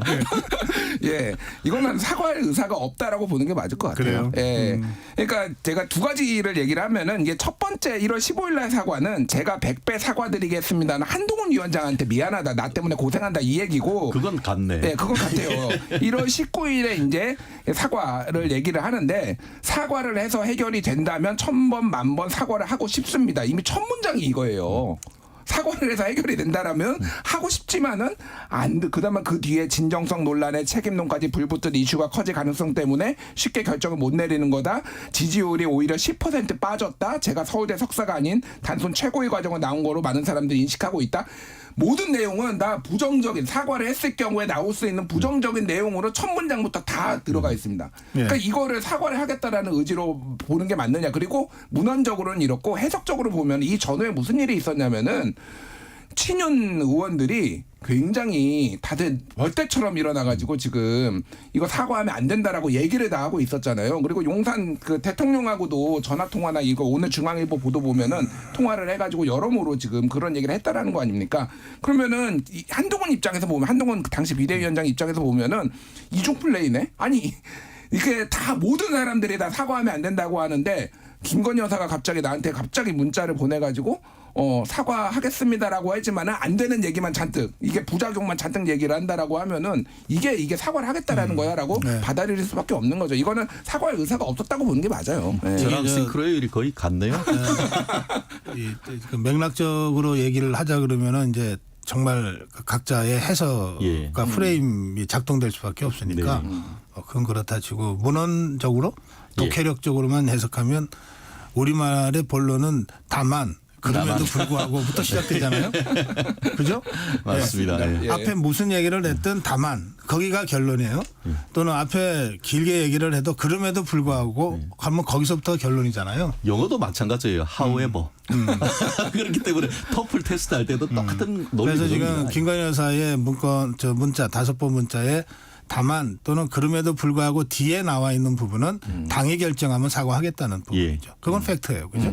그래서 저는 이거를 이게 문헌적으로 지금 문헌적으로만 해석하라 이렇게 강요할 일은 아니에요. 그렇습니다. 네. 정치 지도자가 여러 정치 상황에 맥락적으로 다 이걸 봐야 되니까 한동훈 비대위원장은 그 당시에 여러 가지 상황을 종합적으로 고려하면서 이거는 문자는 이렇게 왔지만 사과하지 않겠다는 뜻이구나라고 해석했다 그러면은 그렇게 해석했나 보다 할 수밖에 없어요 지금. 그렇습니다. 상황은 그런데 어쨌든 객관적으로는 그런 해석도 가능하다 그런 말씀 좀 드릴게요. 자 넘어갈게요. 예, 이 문제는 지금 이 논란이 어쨌든 배우에 누가 있냐 없냐라는 논란으로 또 가고 그러다가 아까 장해찬 씨가 이 사설 무슨 여론 댓글팀 운영 문제가 제기되고 아주 복잡하게 지금 마지막 가지치기를 하고 지금 가고 있어요. 이게 결과적으로는 누구한테 유불리를 따진다면 누구한테 유리하고 누구한테 불리하게 될까요? 저부터 이건 말씀드릴게요. 제가 이제 여러 방송에서 나와서 했던 얘기가 한 달 전부터 했던 얘기예요. 윤한 공멸론 얘기를 했습니다. 그러니까 이게 서로 이미 이런 감정이 쌓여 있었더라는 거는 여러 이제 언론 보도나 제가 취재한 바로도 알고 있었고 전당대회에 나오면서 이제 한동훈 비대위원장, 그러니까 전 비대위원장 후보가 되려는 거를 불편해하는 게 있으면은 이런 폭로전이 나올 가능성이 높고 그러면은 쉽게 생각을 해보면은. 한동훈 법무부 장관 시절 그리고 당대표 시절에 김건희 여사 문자가 5번만 갔을까요? 앞뒤로 엄청나게 많은 게 갔을 거예요. 저는 그렇게 추론합니다. 여러 가지 상의를 했을 가능성이 있으니까. 한동훈 후보도 엄청나게 많은 걸 쥐고 있어요, 사실은. 근데 여기에서 더더욱 궁지를 몰아가면은 이거는 또 조용히 흘릴 수도 있는 거고 아니면 공개적으로 할 수도 있는 거고 여러모로 지금 어려운 상황에 갈 수가 있습니다. 게다가 이를테면 이런 거예요. 감정이 완전히 상해버리면은 한동훈 특검법 올라오면은 대통령이 거부권을 행사한다고 해도 제2요구권을 하면은 8명 이탈표가 없을까요? 친윤 쪽에? 그러면 이거 통과되면 또 당이 난리 날 거고요. 최상병 특검법도 한동훈 후보가 이제 뭐 당대표가 되면은 자기 안을 가지고 당의 국민의힘 당 안을 가지고 하겠다고 하지만 어찌됐든 또 이탈표가 있을 수 있어요. 그러니까 이게 난리가 날 가능성이 상당히 높습니다. 그래서 제가 이거는 모두가 루저고요. 모두가 루저고 지지율 지금 변화를 보면은 저도 이제 국민의힘 쪽에 아니면 그 당원들 뭐 특히 TK, PK 쪽 얘기 들어보면은 그냥 자기가 보고 싶은 걸 보고 있어요. 그러니까 원희룡 후보를 원래 지지했던 분들은 이러니까 한동훈이 안 되는 거야라고 그 관점으로 보고 있고 한동훈 후보를 보는 분들은 지지하는 분들은 반대로 야 이러니까 저쪽 계속 망하는 거야 당이 이렇게 보는 거라서 큰 영향이 없을 것 같다. 그냥 이 현재 구도가 그대로 갈 것 같아요. 그래요. 네. 결국 의도는 있지만 그 의도대로 될 것이냐에 대한 것은 다르다는 것이죠. 왜 이 시점에서 다른 것도 아닌 당내 어떻게 보면 대표를 선정하고 지금 치열하게 다투는 이 시점에서 김건희 여사의 어떤 사과와 관련되는 문자가 공개되었나? 사실은 두 분 사이의 어떤 내용이라고 하면은 그것이 외부적으로 나올 수 있겠습니까? 사실 제3자가 해킹하지 않는 다음에는 결국 두 양측 중에서 누군가에게 전달했을 가능성이 있는데 상식적으로 봤을 때 한동훈 전 비대위원장이 이것을 외부적으로 유출했을 가능성은 거의 제로에 가까운 건 아니겠습니까? 한동훈 비대위원장도 그걸 부인하고 있고 그렇다는 점에서 결국 이런 부분에 있어 가지고는 용산의 마음이 의중이 지금 얘기하시는 것처럼 한동훈 전 비대위원장이 대표가 되는 것에 대해서 약간 브레이크를 걸려고 하는 그런 의도를 누구도 사실은 그 상식적으로 봤을 때 그런 의도로 해석하는 것이 사실 맞지 않습니까? 저도 안타깝습니다만 그런데 이것이 과연 그러면은 한동훈 전 비대위원장의 어떤 대세론에 큰 영향을 미칠 것인가 오히려 반대적으로 동정표를 가지고 올 것인가에 대해서는 서로 평가가 엇갈리고 있습니다. 다만 하나 확실한 것은 작년에 있었던 3.8 전당대회에 대한 어떤 그 프레임은 국민의힘 그 지지자들이 이거는 어쨌든 윤석열 대통령을 확실하게 밀어줄 수 있는 대통령을 뽑자 쪽에 방점이 있었던 반면에 이번에 7.23 전당대회 같은 경우에는 마치 차기 대선 후보를 뽑는 듯한 그런 느낌에 가진 대선 어떤 프레임 자체가 다르단 말이에요. 그렇다는 점에서 만약에 민주당의 이재명 대표가 대통령 후보로 나온다고 하면 그 사람과 누가 싸워서 확실하게 이겨줄 수 있느냐 이런 어떤 표심이 강하게 지금 쏠리면서 다른 어떤 사람들보다 한동훈 전 비대위원장에 대한 어떤 그 지지세가 강한데 이 흐름을 과연 용산의 어떤 그런 문자 공개 하나 용산 측 내지는 친윤 측의 어떤 문자 공개 하나로 큰 흐름을 바꿀 수 있을 것인가 저는 의도는 어떻든 간에 그 결과가 큰 대세의 흐름을 바꾸기는 쉽지 않다는 쪽에 한 표를 겁니다. 제가 이 문자 그 거부 또는 문자 요 사태가 어떤 영향을 미칠까라고 질문드렸는데 이게 우리 최진영 변호사 말씀은 이게 용산이나 친윤이 흘렸다는 걸 거의 전제하고 지금 설명을 좀 하셔가지고 제가 약간 당황스럽습니다. 이건 양쪽이 서로 주장이 달라요. 저도 해석의 문제입니다만 저는 그렇게 텍스트 맥락을 해석한다는 겁니다. 네, 그래서 그렇죠. 이제 그렇게는 해석할 수도 있는데 이거는 아직 그렇게 팩트가 확인되지 않은 부분이다. 이 점만 제가 환기시켜 드릴게요. 이게 사실은 누가 무슨 의도로 이걸 언론에 공개를 했는지 또는 유출을 했는지는 지금 아무도 사실은 몰라요. 정확한 건 없어요. 그건 정확한데 이제 저는 이 말씀 드리고 싶어요. 제가 이제 즐겨보는 신문이 조선일보, 동아일보, 중앙일보 뭐 이런 데거든요. 동아일보가 이제 그저께인가 헷갈리는데 어쨌든 보도했잖아요. 이철규 의원이 3월 달에 이 문자 친윤 의원들한테 전달했다고. 취재를 동아일보 같은 대언론사가 취재를 제대로 안 했을까요? 그러면은 이제 사실은 이게 친윤 의원들 중에서 주로 이제 돌고 있었고 한동훈이 이거를 공개를 해가지고 얻을 이득이 별로 없습니다. 그러니까 이게 럭비공 같은 거라서 배제할 수는 없지만 어디로 튈지 모르는데 굳이 앞서가는 후보가 이거를 자기가 먼저 공개를 한다? 이건 어쨌든 김건희 여사가 하소연을 예전에 했다라는 거잖아요. 왜 한동훈이 내 문자를 이제 답변도 안 해, 소위 말해 익십하고 있어라고 주변에 얘기를 해서 그게 건너 와서 이제 왔다라는 건데 그거를 여사가 직접 이거를 개입을 했든 아니면은 그거를 입수한 친윤들이 했든 이거는 그게 훨씬 더 가설이 가능한 거죠. 그러니까. 그러니까 양쪽 다 가설이니까 단정 짓고 말씀하시는 건 좀 제가 좀 자제해달라고 말씀드리는 거예요. 네. 이를테면 이철규 의원도 지금 이 법적 대응을 지금 예고하고 있기 때문에 그렇고 그다음에 지금 말씀하신 대로 김건희 여사가 뭐 이를테면 진짜 그랬다면 엄청 억울했을 수가 있는데 그걸 하소연했다는 얘기도 있지만 동시에 한동훈 당시 비대위원장이 나 이런 문자도 받았어라고 또 알렸다 주위 사람들한테 이런 얘기가 동시에 있어요. 네. 그래서 어느 쪽이 객관적 팩트인지는 아직 우리가 정확하게 확인되지 않은 상태니까 너무 단정적으로 말씀하시는 건 좀 피해 주십사. 알겠습니다. 제가 진행자로서 그렇게 요청드리는 겁니다. 공감합니다. 그 정도 하고 넘어가겠습니다. 그 특검법 얘기도 좀 해야 됩니다 오늘. 이 법사위 이제 특검법 이게 해병대원 특검법이요. 윤석열 대통령이 지금 나토 정상회의에 참석하는 상황에서 전자결제로 이제 그 제2 요구권을 결제를 했어요. 그리고 이제 재표결이 이제 있을 텐데 언제쯤 있을 것 같고 또 결과는 어떻게 될 건지 김준일 평론가. 이거는 그러니까 기한이 정해진 게 없어요. 그러니까 이제 아무 때나 하면 됩니다. 그래서 이거는 그러니까 국회의장이 이제 상정을 하면 되는 거고 사실상 이제 국회의장이 한다라는 거는 민주당이 전략적으로 언제 하겠느냐 뭐 이렇게 보시면 될 것 같아요. 그래서 원칙은 7월 19일 이전에 표결을 한다라가 민주당이 원칙이었고 그래서 지금 7월 초에 이거를 본회의를 통과시킨 거잖아요.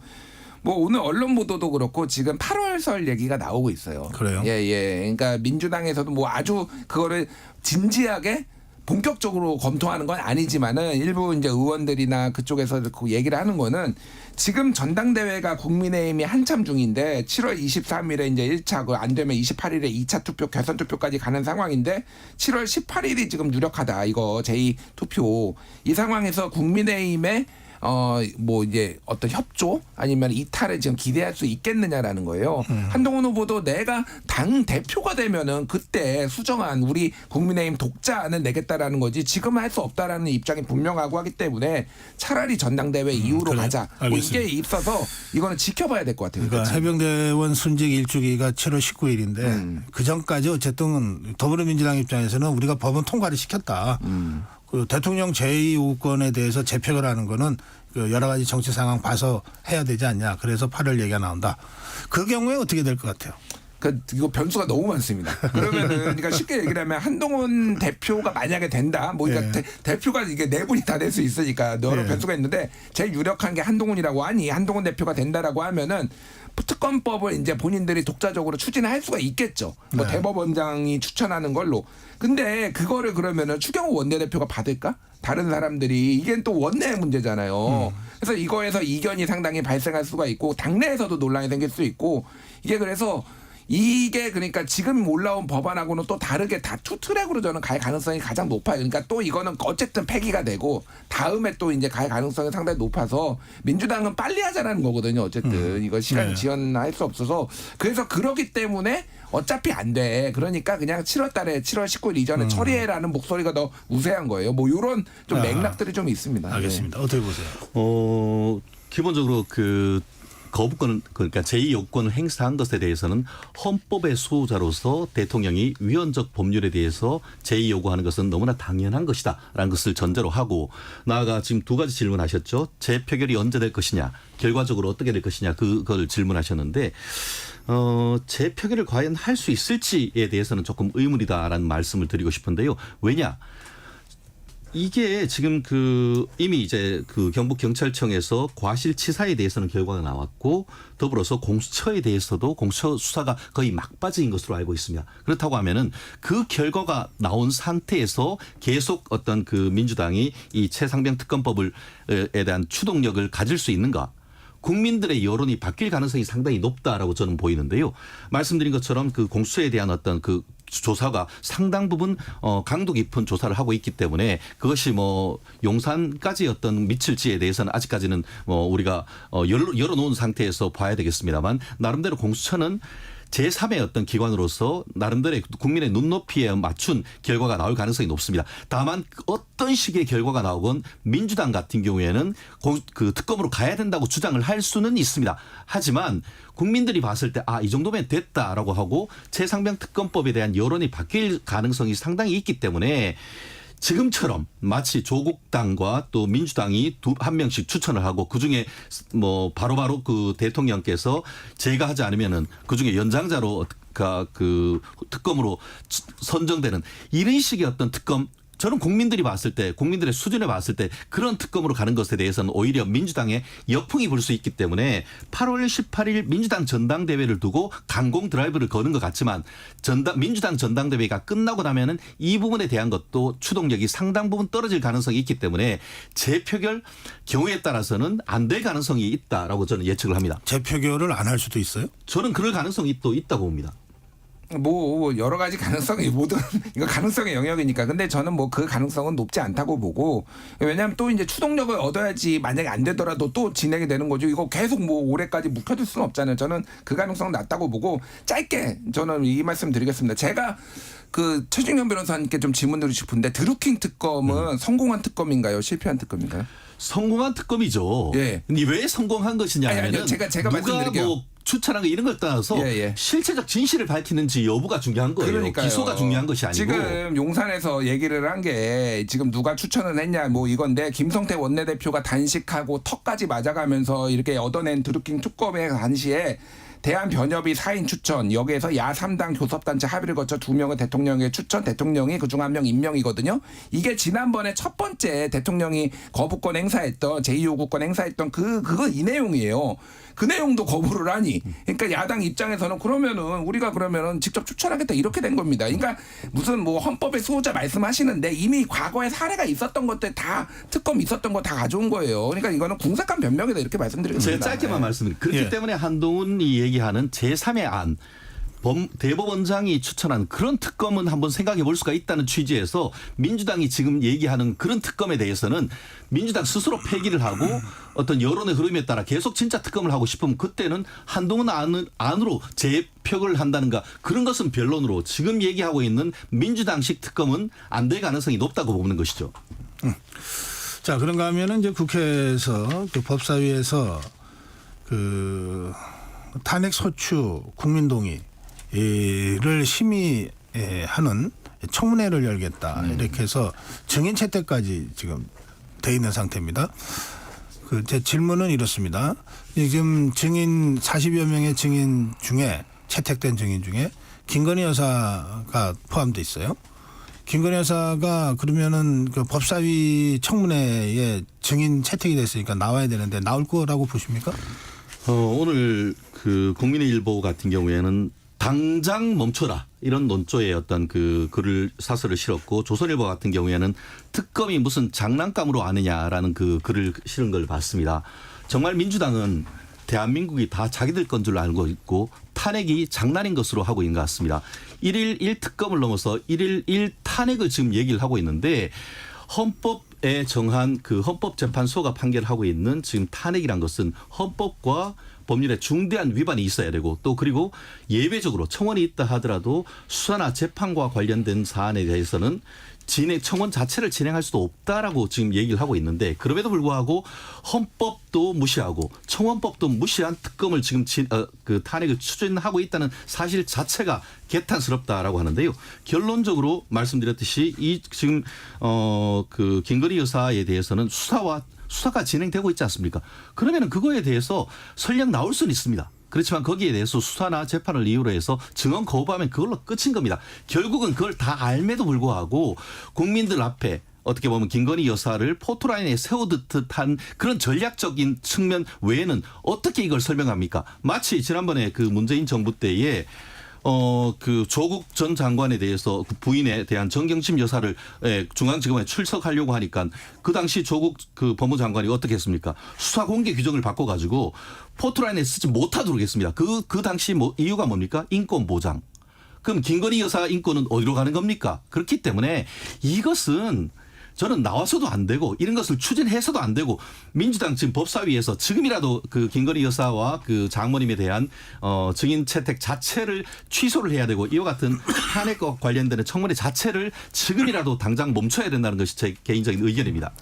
그 주장대로 안 멈추면 김건희 여사가 증인에 안 나올 경우에 법적으로 어떤 문제가 발생합니까? 법적으로는 뭐 지금 그 정청래 그 위원장 같은 경우에는 또 뭐 고소 고발하겠죠. 그렇지만 말씀하신 대로 그렇다고 하면은 거꾸로 명예훼손이라든가 뭐 마치 지난번에 그 검사 탄핵에 대해서 이 검찰에서 그 법적인 대응을 하고 하니까 민주당이 꼬리 내린 것 아닙니까? 그렇기 때문에 지금 이런 상황이라고 한다고 하면은 결국 현 상황 속에서 뭐 그 여러 가지 어떤 법적인 대응을 지금 그 김건희 여사 측에서 할 가능성이 있다고 봅니다. 네. 그러니까 일단 김건희 여사 안 나오겠죠. 안 나오시겠죠. 뭐 국회법에 따르면은 증인에게 3년 이하 징역, 1,000만 원 이상 3천만 원 이하의 벌금에 이제 불출석 시 이제 부과할 수 있는데 불출석 사유서 내면 돼요. 그러니까 심신미약 뭐 이런 거 맨날 그래서 재벌 회장들도 맨날 뭐 했잖아요. 뭐 그런 거 내실 것 같아요. 그러니까 저는 그래서 이렇게 계속 이런 게 이어지는 게 개인적으로 좀 안타깝다 생각이 들어요. 네.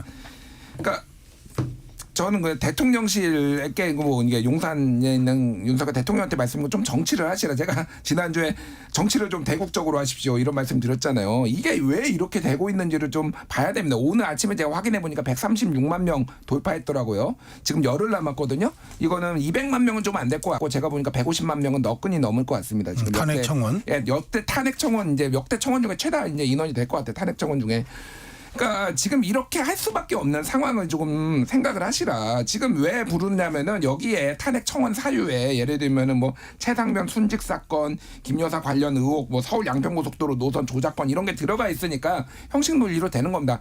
탄핵 청문회를 한다고 해서 이렇게 밝혀질까요? 안 밝혀져요. 그럼에도 불구하고 야당이 이렇게 할 수밖에 없는 거. 그러니까 최상병 특검법 받으면은 이런 것들도 이제 일단 스톱이 되는 거죠. 왜냐면 실체적 진실이 된 다음에 이것도 해야 될지 만해야 될지 법 위반이 있는지 여부를 봐야 되는데 그게 안 되니까 이렇게 되는 거잖아요. 그래서 여당도 정부도 대통령도 좀 정치를 하시라. 이 모든 것의 핵심 고리는 해병대원 특검법이다. 해병대원 특검법만 만약에 이게 특검법 통과됐으면 지금 야당이 지금 이 상황에서 이렇게 할까요? 저는 그렇게 보지 않습니다. 알겠습니다. 예. 자, 마지막 주제 짧게라도 다뤄봐야 되겠어요. 이재명 대표가 이제 전 대표가 오늘 출마 선언합니까? 어제는 김두관 의원이 출마했습니다. 어떻게 평가하시고 어떻게 전망하세요? 이재명 방탄 출마다. 어떻게 보면 아까 좀 전에 그 윤석열 대통령에 대한 탄핵도 이재명 방탄하기 위한 것 아니겠습니까? 앞으로 10월 달이면은 그 위증교사라든가 공선법 위반에 대한 선고가 나오니까 너무너무 다급한 거예요. 할 수 있는 모든 방탄을 하기 위한 제도 장치를 다 활용하고 있는데 결국 역풍이 불 것이다 이렇게 단정합니다. 예. 그러니까 저는 뭐 방탄이라는 말을 조금 상황에 맞게 쓰셨으면 좋겠는데 예를 들면 체포동의안을 피하기 위해서 뭐 이런 거는 저도 방탄 프레임이 있는데 아니 재판돼서 이제 판결 나는데 무슨 방탄입니까 이게 그냥 판결이 나는 거지. 뭐 잘 모르겠고 그냥 김두관 의원이 이왕 출마하셨으니 조금 본인이 생각하는 거를 좀 뚜렷하게 당원들한테 얘기해서 선전하셨으면 좋겠다 이 생각을 합니다. 예. 어차피 이제 이재명 대표가 될 거고 그러니까 뭐 그 얘기 드리는 거예요. 뭐 그걸 모르는 사람이 있으니까 이재명 대표가 되는 거예요. 77.7%를 넘느냐 그거에 못 미치느냐가 중요하거든요. 못 미치면은 야 이재명 지금 대세로 꺾인 거 아니야? 그립감 옛날 같지 않아? 이런 얘기 나올 거예요. 77.7%가 지난번 전당대회 때. 지난번. 알겠습니다. 예, 오늘 두 분과 함께 본격 토론 진행해 봤습니다. 예, 이슈가 뜨거우니만큼 두 분 토론도 아주 뜨거웠습니다. 예, 최진영 변호사 수고하셨습니다. 감사합니다. 네, 김준일 평론가 수고하셨습니다. 예, 감사합니다. 고맙습니다. 예, 7월 10일 수요일 본격 토론을 끝으로 오늘 시간 모두 마무리하고 인사드리겠습니다. 7월 10일 수요일 전격 시사 저는 고성국이었습니다. 두 분 고생하셨습니다. 감사합니다.